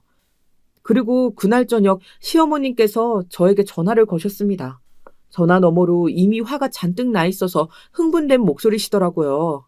예, 너는 무슨 애가 융통성이라고는 밥 말아먹었니? 네 시어머님하고 고모님이 결혼식을 축하해 주려고 직접 나서서 공연을 해주겠다고 하는데 결혼식을 망치는 것도 아니고 우리 아들까지 시켜서 그걸 말려야 하겠니? 네 시어머니 체면이라고 눈꽃만큼도 생각하지 않는 거야. 문화센터 사람들까지 모두 나서서 한참 공연하고 연습하고 있는데 이제 와서 그만두라고 하라고? 시어머님 이야기를 듣자니 그동안 저희 결혼식 공연을 위해 다들 애써 연습하셨다고 하니까 죄송한 마음까지 들더라고요. 그런데 그렇다고 해서 마음에 내키지 않는 공연을 결혼식 때 올리고 싶진 않았습니다. 제 욕심인진 몰라도 제 결혼식이니까 제가 하고 싶은 대로 하고 싶더라고요. 어머님, 그동안 공연 준비를 애써주신 건 감사한 일이지만 저는 정말 조용하게 결혼식을 올리고 싶어서요. 평생 한 번밖에 없는 결혼식이니 어머님께서 양보하셔서 제가 하고 싶은 대로 하게 해주시면 안 될까요? 서진 씨하고 결혼하고 나면 어머님 말씀에 토달지 않고 잘 따를 테니 결혼식 때 장구춤 추시는 건 반려해주세요. 제가 마치 울 것처럼 부탁을 드리니 시어머님께서 속으로는 화가 치밀어 오르시지만 꾹 참으시는 게 느껴지더라고요. 그리고 제 간절한 목소리가 시어머님께 통했는지 결국 결혼식 때 공연을 하지 않는 걸로 대화가 종결되었습니다. 그때는 시어머님께서 한 걸음 뒤로 물러나셔서 다행이다 싶었는데요. 그 일을 계기로 저는 시어머님과 시고모님께 미운 털이 단단히 박혀서 결혼하고 난 뒤 시집살이를 호되게 당했던 것 같습니다. 남편하고 결혼하고 1년이 안 되었을 때인 것 같은데요. 결혼하고 건강 상태가 좋아져서 남편과 함께 테니스 운동을 배우러 다녔습니다. 평일에는 일 때문에 바쁘다 보니 주말 동안 몰아서 운동을 하기 바빴는데요. 어김없이 남편과 테니스를 치러 나왔는데 시어머님께서 저녁에 밥을 먹자며 집으로 오라고 하시더라고요. 운동을 하러 나와서 옷차림이 누추하긴 했지만 테니스장을 예약해서 운동을 하는 거라 시간이 정해져 있었기 때문에 운동 후 다시 집에 들어가서 옷을 갈아입을 시간이 없었습니다. 남편과 결혼한 지 1년 차가 되었고 이제는 시어머님과 한 가족이니 격식 없이 편하게 운동복을 입고 시댁으로 갔는데요. 역시나 시어머님과 함께 시고모님이 계시더라고요. 그리고 오랜만에 시누이가 시매부와 함께 시댁에 와 있었습니다. 알고 보니 시어머님과 시고모님께서 함께 겉절이를 만드신 김에 수육을 삶아 함께 먹자고 모든 식구를 부르셨더라고요. 그리고 운동복을 입고 있는 저를 보자마자 시고모님께서 한 소리 하셨습니다. 수연이 너는 결혼하기 전이나 후나 여자가 돼가지고 꾸미는 모습이 전혀 없구나. 시댁에 오면서 어떤 며느리가 화장기 없이 운동복 차림으로 오니. 고모님, 제가 이해하고 운동을 다녀와서요. 미리 연락을 주셨더라면 운동을 가지 않고 예쁘게 차려입고 왔을 텐데 이미 운동복 차림으로 밖에 나와 있었던 터라 저녁에 늦을까봐 그냥 편하게 입고 왔네요. 평상시엔 어떻게 입고 다니는지 잘 모르겠지만 여자는 막 입어도 남편은 막 입히면 사람들이 와이프 욕한다. 사회생활하는 남자들은 와이프가 집에서 내조를 잘해주고 못해주고 하는 차이가 온 매무새에서 드러나요. 우리 서진이는 회사 갈 때 항상 깔끔하게 입고 나가는 거겠지? 저는 속으로 남편이 어린애도 아니고 본인 옷은 본인이 잘 챙겨 입고 나가야 한다고 생각했는데요. 물론 남편이 회사 나갈 때 제가 와이셔츠도 미리 다려주고 넥타이도 똑바로 매었는지 옷매무새를 봐주고 있긴 하지만요. 저와 남편이 운동복 입은 모습만 보시고 제가 평상시 남편을 잘 챙겨주지 않은 것처럼 말씀을 하시니 기분이 안 좋더라고요. 그리고 웃긴 건 심해부는 볼 때마다 항상 목이 늘어난 티만 입고 다니던데 그런 심해부를 챙겨주지 않는 시누이한텐 딸이라서 그런지 시어머님께서 아무 말씀도 안 하셨습니다. 어머님, 제가 평상시에 이 잘 챙겨주고 있으니까 걱정하지 마세요. 이 회사 나가면 옷을 너무 잘 입어서 결혼 잘했다는 소리까지 듣는다니까요. 저는 일부러 시어머님께서 들으라는 식으로 오버해서 이야기를 했습니다. 그랬더니 시고모님께서 괜히 저한테 꼬투리를 잡으시려는지 또다시 제 외모를 가지고 비하하시더라고요. 그런 건 그렇다 치고 수연이 너는 볼 때마다 더 살이 찌는 것 같구나. 서진이도 결혼하고 나서 살이 더 찐 것 같고 남편 옷만 잘 입히면 뭐하니 살찌면 몸도 둔해지고 건강도 안 좋아지는데 겉모습만 뭔지를 알 게 아니고 속부터 잘 챙겨야지. 사실 남편과 테니스 운동을 시작한 이후로 실제로 둘 다 살이 빠져 있었는데요. 몸무게도 많이 빠진 상태인데 시고모님께서 살이 쪘다고 하시니 어이가 없더라고요. 그리고 저를 볼 때마다 통통하다고 말씀하시는 시고모님은 도리어 뚱뚱하신 편에 속하시면서 제 외모를 비하하시는 게 이해가 안 갔습니다. 시어머님과 시고모님께서는 그저 저를 깎아내리시고 싶어서 안달이 나신 모양 같더라고요. 고모님, 저희 운동하고 나서 주변에서 살 많이 빠졌다고 그러던데 고모님께서는 달리 보이시나 봐요. 그건 그렇고 고모님, 얼마 전에 건강검진 받으셨는데 고혈압하고 고지혈증 진단 받으셨다면서요. 어머님께서 저한테 연락 오셔서 우연히 알게 되었는데 그냥 그대로 두시면 안 돼요. 당연히 병원에 가셔서 약도 드셔야 하고 무엇보다 체중 조절이 중요하니 지금보다 살도 더 빼셔야 하고요. 제가 그렇게 이야기하자 시고모님은 시어머님께 저에게 쓸데없는 이야기를 했다며 째려보시더라고요. 그리고 제가 약사이다 보니 일부러 의학적으로 시고모님께서 뚱뚱하시니 살을 빼야 혈압이니 혈당이니 조절도 되고 고지혈증에도 좋다고 말씀드렸는데요. 되려 저에게 살을 빼야 한다는 소리를 들으시니 시고모님께서 기분이 나쁘셨는지 다른 말로 화제를 돌렸습니다. 그 일이 있고 얼마 지나지 않았을 때였는데요. 저희 부모님께서는 2층짜리 베이커리 카페를 운영하셨는데 시어머님과 시고모님께서 무작정 장구춤을 함께 추시는 문화센터 아주머니들을 한 번에 데리고 찾아가시는 일이 발생했습니다. 그때 저희 부모님께서 하필 여행을 가시는 바람에 카페에는 아르바이트생들과 총괄 매니저만 있었는데요. 갑자기 매니저가 저한테 급하게 전화를 걸었더라고요. 그 매니저는 저와 동갑내기 여자였는데 오랫동안 일을 해서 저와는 친분이 두터웠고 아무래도 동갑이다 보니 친구처럼 반말을 하고 지냈습니다. 수연아, 지금 너희 시어머님하고 시고모님 되시는 분들이 우리 카페에 오신 것 같아. 그런데 지인분들까지 단체로 데리고 오셔서 빵하고 음료수를 시키시더니 계산도 안 하시고 네 이름 앞으로 걸어놓으라 하시네. 그것뿐만 아니라 테이블을 마음대로 여러 개 붙여놓으시고 앉아서 몇 시간째 큰 소리로 수다를 떠시는 바람에 주변에 앉아있던 손님들이 불편하신지 모두 다 나갔어. 저는 시어머님과 시고모님이 저희 부모님 카페에 방문했다는 이야기를 듣고 깜짝 놀랐는데요. 두 분 성향상 가게를 마음껏 휘저으면서 다른 손님들께 불편을 끼쳐드릴 게 뻔했기 때문에 가만히 있을 수가 없었습니다. 전화를 끊자마자 급한 대로 약국문을 닫고 카페로 향했는데 카페에 들어서자마자 시어머니께서는 아르바이트생과 실랑이를 하며 큰 소리를 치고 계시더라고요. 내가 누군지 알고 이러는 거야? 어디서 너 같은 게 감히 나한테 이래라 저래라야. 여기 사장님 나오라고 그래. 여기 사장님이 나랑 사돈관계야. 우리 아들 장인 장모님이라고. 자세한 상황은 잘 모르겠으나 카페 아르바이트생이 시어머님과 시고모님께서 함께 온 무리와 너무 시끄럽게 떠들어서 조금만 조용히 해달라고 얘기한 모양이더라고요. 이게 카페 직원 따위가 예의도 없이 어디서 손님한테 조용히 해라 말아야. 여기가 도서관도 아니고 카페에서 대화 좀 나눴다고 조용히 하라고 얘기할 정도면 여기 있는 사람들은 모두 다 나가야겠네. 두 분은 제가 상상했던 것 이상으로 매너 없는 행동을 보여주셨고 부모님도 없는 카페에서 이 상황을 해결할 사람은 저밖에 없다는 생각이 들었습니다. 어머님, 고모님, 제발 진정들 하시고 조용히 해주세요. 이렇게 큰 소리를 치시면 다른 손님들께서 불편해 하시잖아요. 저한테 아무런 연락도 안 하시고 이렇게 카페에 들이닥치시면 어떡하세요? 저는 상황을 해결하고자 나선 거였는데 두 분 모두 저를 보자마자 더욱 흥분을 감추지 못하시더라고요.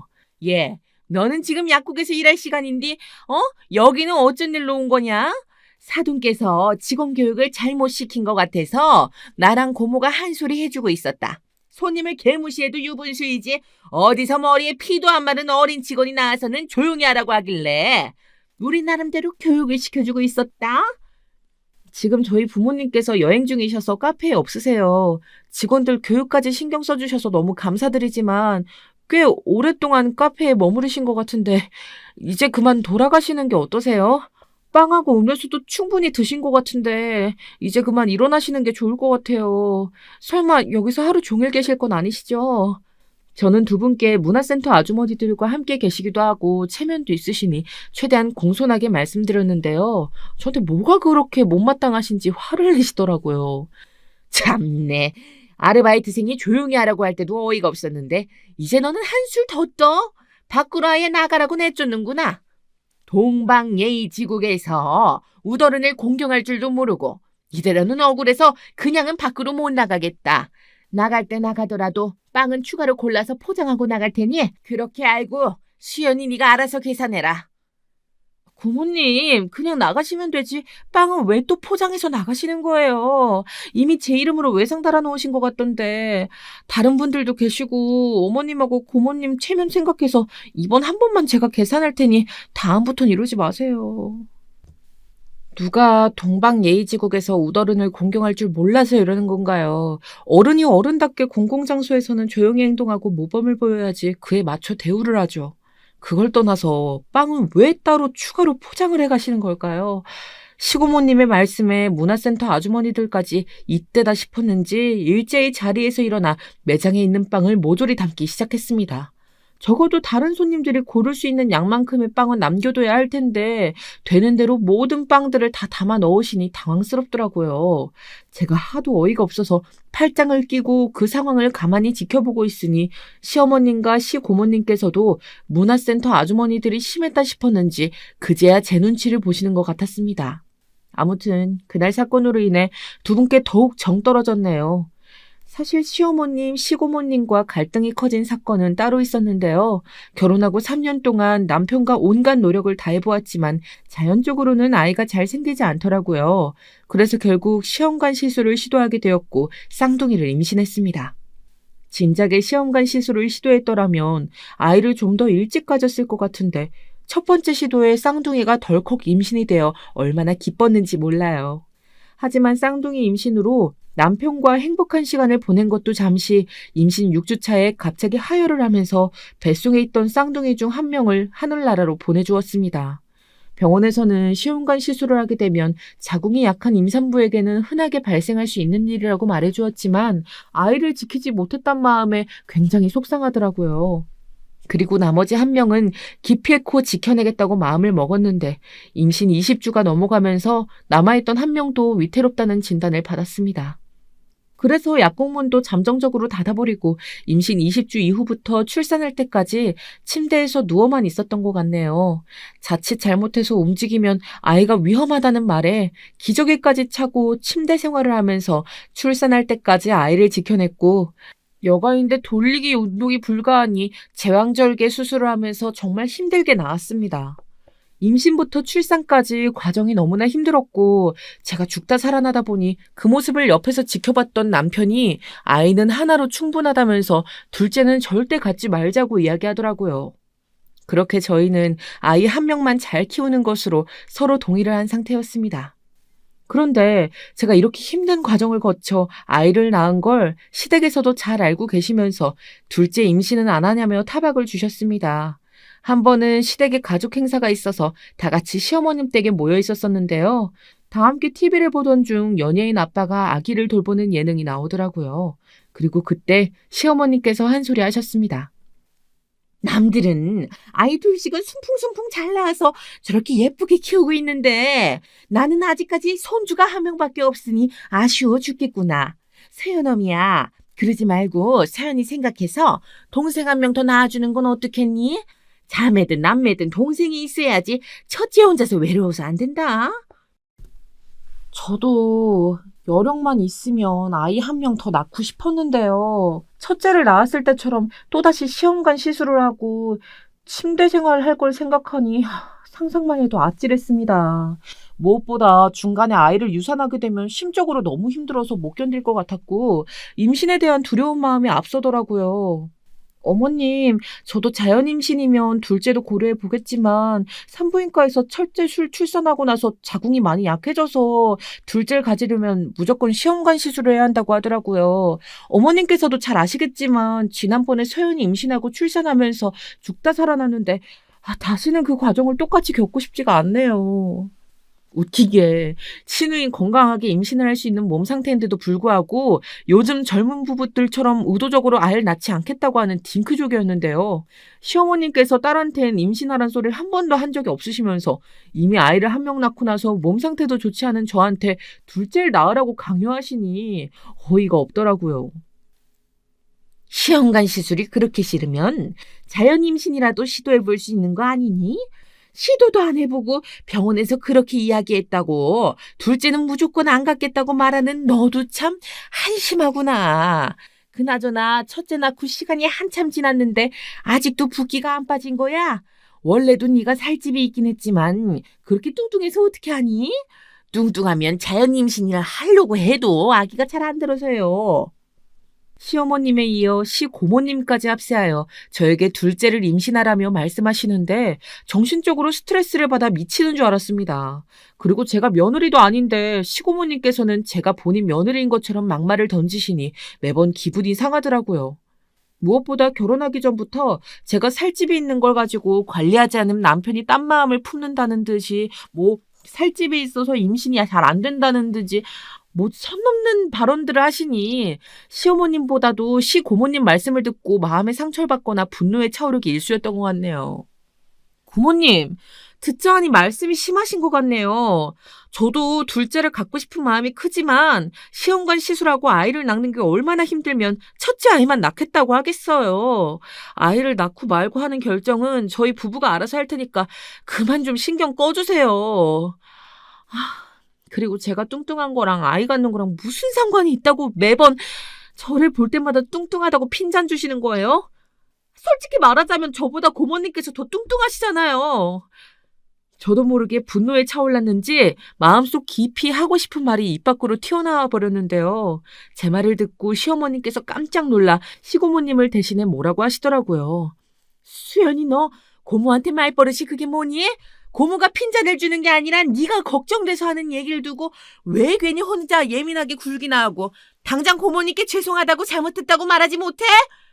시어머님께서는 아무래도 시고모님과의 관계도 있고 제 말로 인해 시고모님께서 기분이 상하셨을까봐 더 오버스럽게 저한테 화를 내셨는데요.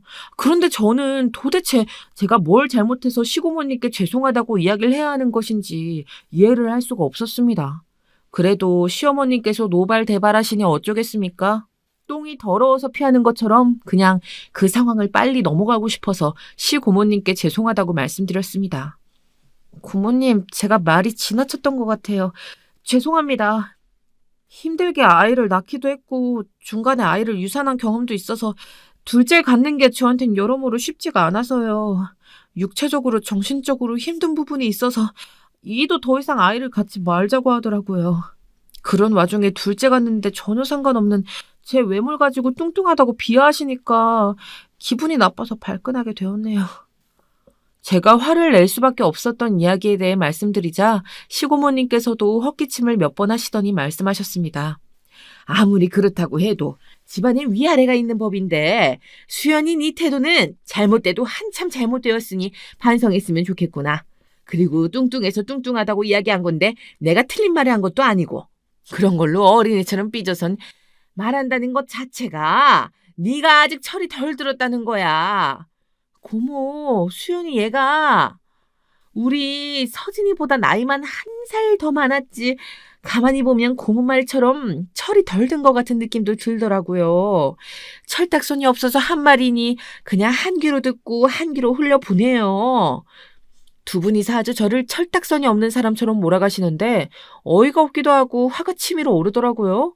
정말 철딱선이 없고 싹수 없는 사람을 못 보셔서 그런 말씀을 하시는 것 같은데 다음번에 또다시 이런 상황을 마주하게 되면 그땐 반드시 제 성질을 보여드리겠다고 속으로 다짐했네요. 아무튼 저한텐 이 사건으로 인해 시어머님과 시고모님의 얼굴조차 보기 싫어지고 한동안 시댁에도 방문하지 않았던 것 같아요. 그리고 한참 시간이 지난 후에 시고모님으로부터 전화 한 통이 왔는데요. 그동안 시어머님 댁에서 자주 만나 뵙긴 했어도 따로 이렇게 전화 온 적은 없었기 때문에 무슨 일인가 싶었죠. 수연이니? 그동안 왜 시댁에 놀러 오지도 않고 얼굴 한번 안 비춰준 거야? 만나면 내가 기니 할 얘기가 있는데 도통 만나기 어려우니 이렇게 내가 먼저 전화 걸었다. 시고모님은 평상시 저한테 퉁명스러운 목소리로 쌀쌀맞게 대하시는데 그날따라 다정다감한 목소리로 부드럽게 말씀을 하시니 이상하게 느껴졌습니다. 직접 저한테 전화까지 다 주시고 무슨 일이세요? 너희 부모님께 아무런 얘기도 못 들은 모양이구나. 다름이 아니고 임대료 좀 낮춰달라고 수연이 네가 말씀 좀 드려줘라.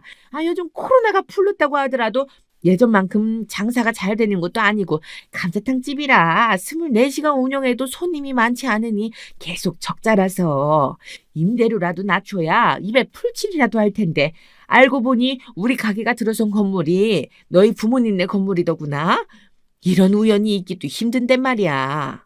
저는 시고모님께서 하신 이야기가 도대체 도통 무슨 이야기인지 이해가 안 갔는데요. 알고 보니 저희 부모님께서 소유하고 계신 건물 한 채가 있었는데 그 건물 안에 시고모님께서 운영하시는 감자탕집이 있었더라고요. 임대계약 만료 시점이 되어 시고모님께서 임대료를 낮춰달라고 부동산과 연락하는 과정에서 그 건물이 저희 부모님 소유라는 걸 알게 되었고 저한테 연락을 했던 거였는데요. 고모님, 그 건물은 제 소유가 아니라서요. 임대료를 낮추는 건 부모님께서 결정하실 일이라 저한테 말씀하셔도 소용없을 것 같아요. 그나저나 고모님 가게가 저희 부모님 건물에 있었다니 정말 신기하긴 하네요. 사실 시고모님하고 가깝긴 하지만 시집살이를 당하고 있는 입장에서 굳이 시고모님의 부탁을 들어주고 싶은 마음이 없었는데요. 부모님께서 운영하시는 건물이니 부모님 뜻대로 하는 게 맞기도 하고요. 시고모님께서 몸이 건조한 저의 반응에 뿔이 나실 만도 한데 화를 꾹 참으시며 말씀하시는 게 느껴졌습니다. 너희 부모님 말씀으로는 이제 곧 그 건물을 네 명의로 넘겨주신다고 하는구나. 그렇게 되면 네가 건물주가 되는 건데 임대료를 낮추는 건 네 맘대로 할 수 있는 거 아니니? 우리가 보통 사이도 아니고 한 가족이면 아예 임대료를 안 받을 수도 있고 말이야. 여태까지 부모님께 그 건물을 제 명의로 넘겨주신다는 이야기는 들어보질 못했는데요. 앞뒤 사정을 전혀 모르니 제가 시고모님께 무슨 말씀을 드려야 할지 모르겠더라고요. 고모님, 일단 저한테 왜 전화하셨는지 알았으니 저도 부모님하고 이야기 좀 해볼게요. 오늘 말씀 주신 내용은 저도 처음 알게 된 사실이라 지금 딱히 드릴 말씀도 없는 것 같아요. 일단 전화 끊고 나중에 제가 다시 연락드리도록 하겠습니다. 저는 급한 대로 전화를 끊고 친정엄마에게 바로 연락을 드렸는데요. 시고모님께 이러저러한 상황으로 연락이 왔다고 말씀을 드리자 어이가 없으셨는지 도리어 호탕하게 웃으시면서 말씀하시더라고요. 참나, 그 어르신이 너한테 곧바로 전화했나 보구나. 우리 건물에 감자탕집이 있는 건 진즉에 알았는데 너희 시고모님께서 운영하시는 건 이번에 처음 알게 됐거든. 아무튼 코로나 터지고 임대료를 낮춘 상태라 이번에 다시 올리려고 했더니 더 내려달라고 하지 뭐니? 부동산 통해서 건물주가 우린 걸 알고 나서 엄마한테 직접 전화가 와서 하는 말이 참 가관이더구나. 저희 친정엄마는 아버지와 함께 베이커리 카페를 운영하시기 전에 대기업 인사팀에서 30년 넘게 재직하셨는데요. 그러다 보니 대화를 나눌 때 상대방의 성향을 빠르게 파악하고 사람을 대할 때 굉장히 냉철하셨습니다. 시고모님과 직접 만나 뵌 건 결혼식 때뿐이었는데 지난번 부재 중에 시어머님과 시고모님께서 베이커리 카페에 찾아오신 이야기를 매니저를 통해 들으시고 어떤 분류의 사람인지 대충 파악을 하고 계셨더라고요. 네, 시고모 되는 사람이라고 하면서 임대료를 낮춰주지 않으면 네 결혼 생활이 힘들어질 수도 있겠다 이런 식으로 이야기하길래 어이가 없더구나. 그래서 지금은 건물주가 우리로 되어 있지만 곧 네 명의로 바꿔줄 거라 네가 건물주라고 얘기했더니 알았다면서 너랑 직접 얘기해본다고 하더라고. 엄마가 일부러 시댁에서 너한테 갑질하는 것 같길래 이렇게 이야기한 거니까 그렇게 알아두고 만약에 네 시고모 되는 사람이 힘들게 하골랑 물러서지 말고 당당하게 네가 할 얘긴 하고 살아라. 요즘 시대의 젊은 며느리들이 자기 권리를 요구하면서 살 줄 알아야지 바보같이 시댁에 당하고 살면 안 돼. 알았어요, 엄마. 시고모님께서 저를 두고 엄마한테 협상을 하셨다니 기분이 나쁘긴 하네요. 엄마 말씀대로 이제는 제 권리 요구하면서 시댁에 당당하게 맞서 이야기할 테니 너무 걱정하지 마세요. 그동안 시댁에서 이런저런 꼬투리를 잡으며 저를 못살게 굴었는데 시고모님과 시어머님께서 일하시는 감자탕집 건물주가 저라는 사실을 알게 되었으니 이제는 더 이상 저한테 막말을 하지 못하겠구나 싶더라고요. 그리고 몇 주 뒤 시어머님의 생신이 다가왔습니다. 결혼하고 매년 시어머님 생신 때는 외식을 했었는데요. 이번 생신 때는 시누이도 그렇고 남편도 시어머님 생신을 어떻게 할 건지 아무런 상의를 하지 않더라고요. 그래서 저도 매년 해왔던 것처럼 외식을 하면 되겠다 싶었는데 생신 전날 시어머님께 전화 한 통이 왔습니다. 수연아, 이번 내 생일에는 네가 직접 생신상을 차려주는 거지? 음식하느라 바쁘고 정신없을 텐데 우리 집에서 모일 필요 없이 이번에는 니네 집에서 모이자꾸나. 고모한테도 이야기해서 내일 점심때 니네 집으로 갈 테니 그렇게 알고 있어. 저는 뜬금없이 생신상을 차려달라고 하시는 시어머님이 당황스러웠는데요. 물론 제가 생신상을 차려드릴 수도 있지만 남편과 시누이와도 이번 생신 때는 평상시와 같이 외식을 하자고 이야기 나눴던 터라 시어머님께 말씀드렸습니다. 어머님, 이번 생신 땐 외식하는 걸로 다른 식구들과 이야기를 나눠서요. 내일 유명한 한정식집으로 미리 예약을 해두었으니 고모님까지 모시고 같이 거기서 식사해요. 시어머님께서는 무언가 불만이 가득한 것처럼 툴툴대시며 말씀하셨습니다. 예, 너는 친정엄마와 시어머니를 대놓고 차별하는 거니? 이번 사돈 생신 때 네가 친정엄마를 위해 유기농 생신상을 차렸다고 버젓이 카톡 프로필 사진에 올려놨던데 시어머니 생신 땐 조미료 들어간 외부 음식을 먹자고 하는 거니? 저는 순간 아차 싶었는데요. 사실 이번 친정엄마 생신은 환갑잔치시기도 하고 유방암 초기로 수술을 받으시고 항암 치료를 받고 계신 터라 식단 조절 때문에 유기농 재료로 생신상을 차려드렸습니다. 이번 생신을 제외하고 그 이전엔 시어머님과 같이 친정엄마 생신 때도 외식을 했었는데요. 시어머님께서 카톡 프로필 사진을 그렇게까지 유심하게 살펴보실 거라고 생각하질 못했는데 그걸 보시고 차별이라고 말씀하시니 할 말이 없더라고요. 어머님, 무언가 오해하시는 것 같은데 저희 친정엄마 생신 때도 매번 외식을 했었거든요. 이번엔 환갑이시기도 하고 아무래도 수술을 받으시긴 했지만 항암 치료를 받으면서 아무 외부 음식이나 못 드셔서 제가 생신상을 따로 차려드린 거예요. 뭐가 어찌되었든 간에 이번 내 생일에도 네가 생신상 차려주는 걸로 알고 있을 테니 그렇게 알아둬라. 내일 점심시간에 때 맞춰 갈 테니까 미리 음식 준비해두고. 시어머님께서는 본인 할 말만 하시고 더 이상 제가 하는 말은 더 이상 들을 필요가 없다고 판단하셨는지 급하게 전화를 끊어버리셨습니다. 시어머님의 전화가 당황스럽긴 했지만 돌이켜 생각해보니 결혼하고 한 번도 시어머님 생신상을 손수 차려드린 적이 없었던 것 같더라고요. 그래서 시간이 촉박하긴 했지만 시어머님께서 직접 전화까지 주셨으니 생신상을 차려드려야겠다고 마음먹었네요. 시어머님 전화를 받고 나서 급하게 장을 봐서 그날 저녁부터 열심히 음식 준비를 한 것 같아요. 그 다음날 아침에도 일찍 일어나서 미역국부터 끓이고 갈비찜, 잡채 등 다양한 음식을 만들었는데요. 점심시간이 되어 시댁 식구들이 모였고 식사를 하려고 하는데 시어머님께서 말씀하시더라고요. 이게 뭐야? 유기농 음식은 하나도 없잖아. 수연이는 어제도 내가 친정엄마하고 나랑 차별하지 말라고 했는데 오늘 준비한 음식에서 유기농 음식이 하나라도 있는 거니? 친정엄마 몸에 좋은 유기농 음식 만들어 대접하고 나는 농약 팍팍 뿌린 재료로 만든 음식을 먹으라고 지금 내놓는 거야? 어머님, 무슨 말씀을 그렇게 하세요. 요즘 식재료들 굳이 유기농 재료가 아니라고 하더라도 몸에 좋고 괜찮아요. 유기농 재료하고 일반 재료하고 별반 차이가 없어서 서연이 이유식 만들 때도 굳이 유기농 재료 사지 않고 일반 재료 사서 만들어 먹였고요. 신경 써서 손수 만든 음식들이니까 맛있게 드셔주셨으면 좋겠어요. 시어머님은 제 말에 굴하지 않으시고 계속해서 신경질적인 어투로 말씀하셨습니다.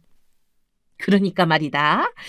누가 서연이 이유식 만들 때 무슨 재료 썼냐고 물어봤니? 너희 친정엄마 생신상에 올라간 음식들은 죄다 값비싼 유기농 재료들로 만든 거라며. 그런데 나는 그저 그런 일반적인 재료로 만든 거 아니니? 그게 차별이지 뭐야 지금? 언제부터 음식 드실 때 유기농 재료를 따지면서 드셨다고 저에게 일반 재료와 유기농 재료를 비교하면서 말씀하시는데 어이가 없었습니다. 어제 저녁부터 오늘 아침까지 정성스럽게 생신상 차리느라 고생한 저는 전혀 눈에 보이지도 않으셨던 것 같네요. 제가 듣기로는 시누이는 딸인데도 한 번도 시어머님 생신상을 차려드린 적이 없다고 했는데 딸도 아니고 며느리한테 왜 이렇게까지 바라는 게 많으신 걸까요? 친정엄마 말씀대로 시어머님께서 저를 계속 무시하시고 며느리 대접을 안 해주시는 것 같아 이제 더 이상 참으면 안 될 것 같아 화를 내며 이야기했습니다. 어머님, 제가 말씀드렸잖아요. 저희 친정엄마는 암 환자셔서 유기농 음식으로 신경 써서 생신상 차려드린 거라고요. 어머님께선 건강하신데 굳이 일반 음식하고 차이 없는 유기농 음식을 먹어야 하시겠어요? 어제 갑자기 전화해서 생신상 차리라고 하셔서 정성스럽게 차렸는데 그런 말씀을 하시니 정말 섭섭하네요. 솔직히 어머님 생신 때 아들, 딸이 한 번이라도 생신상 차려준 적이 있었나요? 며느리도 가족인데 어머님이야말로 저랑 아들, 딸 차별하시는 것 같아서 기분 나쁘네요. 얘가 보자 하니까 어디서 시어머님 앞에서 큰 소리야? 네 부모님께서 시댁에 가서 시어머님한테 그렇게 버릇없이 굴라고 가르쳤니? 지난번 카페 갔을 때도 직원들 태도 보니까 부모님께서 얼마나 예의 없는 분들인진 가늠은 되더구먼. 네가 이 정도로 개차받을 줄은 몰랐구나. 옛날 같았으면 며느리가 시어머니한테 바락바락 대들면 집에서 당장에 쫓겨났어. 쫓겨만 났으면 다행이지. 이혼까지 당하고 동네 사람들한테 손가락질까지 받았다. 시어머님은 제가 말대꾸를 하자 저에게 숟가락을 집어 던지시며 말씀을 하셨는데요. 숟가락이 하필이면 제 얼굴 정중앙으로 날라왔고 콧대를 3개 맞아 코피까지 터져버렸네요. 저는 아프기도 하고 코피가 나니 깜짝 놀라 급한 대로 휴지로 코피를 막았는데요. 시어머님께서도 제가 코피까지 흘릴 줄은 예상 못하셨는지 잠시 주춤하시더라고요. 그리고 저는 저희 부모님까지 거론하면서 막말을 하시는 시어머님께 화가 머리끝까지 치밀어 올랐습니다. 그래서 이판사판으로 화가 나서 한마디 하려고 하는데 그때 갑자기 시고모님께서 자리에서 일어나시더니 시어머님의 머리채를 잡으시더라고요. 어디서 감히 우리 귀한 건물주 몸에 손을 대? 수연이가 누군 줄 알고? 누군 줄 알고 이렇게 막대하는 거야? 우리가 일하는 감자탕집 건물주야. 안 그래도 임대료 때문에 골치 아파 죽겠는데 건물주님께 잘 보여도 모자랄 판에 귀하신 몸에 손을 대면 어떻게 하자는 거야? 시어머님은 시고모님의 말씀에 당황하셨고 저와 시고모님의 눈치를 보며 번갈아 쳐다보셨는데 저는 그동안 당했던 시집살이로부터 벗어날 기엔 이때다 싶어서 이야기했습니다. 어머님, 고모님 말씀 들으셨죠? 두 분이서 일하시는 감자탕집 건물이 제 건물이에요. 솔직히 말씀드리면 코로나 이후로 임대료를 원래보다 많이 낮춰드렸는데 더 낮춰달라고 하셔서 고민하고 있던 찰나였는데 이런 식으로 며느리 대접 안 해주시고 막대하시면 좀 곤란할 것 같네요. 저도 그렇게까지 건물주로서 갑질을 하고 싶진 않았으나 시어머님께서 저를 막대하시니 어쩔 수 없겠더라고요. 시어머님은 제가 일반적인 며느리에서 건물주로 신분 상승하자 갑자기 목소리가 떨리시더니 태도가 부드럽게 바뀌시면서 말씀하셨습니다. 수연이 네가 정말 감자탕집 건물주라고? 세상에 어쩌면 이런 일이 다 있니? 얘 왜 진작에 그런 말을 나한테 하지 않은 거야? 유기농 음식이고 나발이고 그게 뭐가 중요하니? 우리 아들, 딸들도 차려주지 않는 생신상을 네가 이렇게 정성스럽게 차려주니 내가 몸둘 바를 모르겠구나.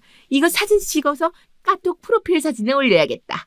문화센터 사람들한테 우리 건물주 며느리가 손수 만들어준 생신상이라고 자랑해야지. 그래요, 언니.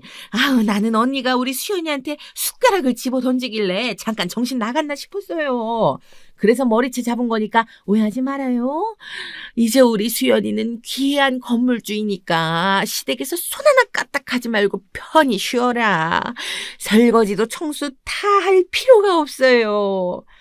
세상에. 건물주라는 게 이렇게 좋은 건 줄 몰랐네요. 저는 이러나 저러나 같은 사람인데 건물주라는 사실이 시어머님과 시고모님을 고분고분하게 만들 줄이야 누가 알았겠어요. 두 분이 그동안 시집살이 시키고 막말했던 걸 떠올리면 지금도 우라통이 터지는데요. 건물주가 된 이후부터는 시집살이 없이 시댁에서 편하게 지내고 있습니다. 그리고 남편도 제가 건물주라는 사실을 알게 되고 저를 대하는 태도가 달라졌습니다. 평상시 살림엔 관심도 없던 사람이 집안일을 하기 시작했고 시댁에 함께 가더라도 소파에 앉아서 편히 쉬라고 하고 본인이 제가 할 일을 대신하고 있네요. 예전에는 자고로 남잔 집안의 기둥이니 집안일을 하면 안 된다고 말씀하셨던 시어머님과 시고모님께서도 제가 아닌 남편에게 모든 일을 시키고 있네요. 심지어 남편이 하는 일을 제가 도우려고 움직이기라도 하면 시어머님께서 우리 건물주님은 그냥 앉아서 편히 쉬세요. 그게 도와주는 겁니다. 라며 아예 못 움직이게 하십니다. 덕분에 요즘은 정말 행복한 결혼 생활을 하고 있습니다. 저의 긴 사연 들어주셔서 감사드립니다.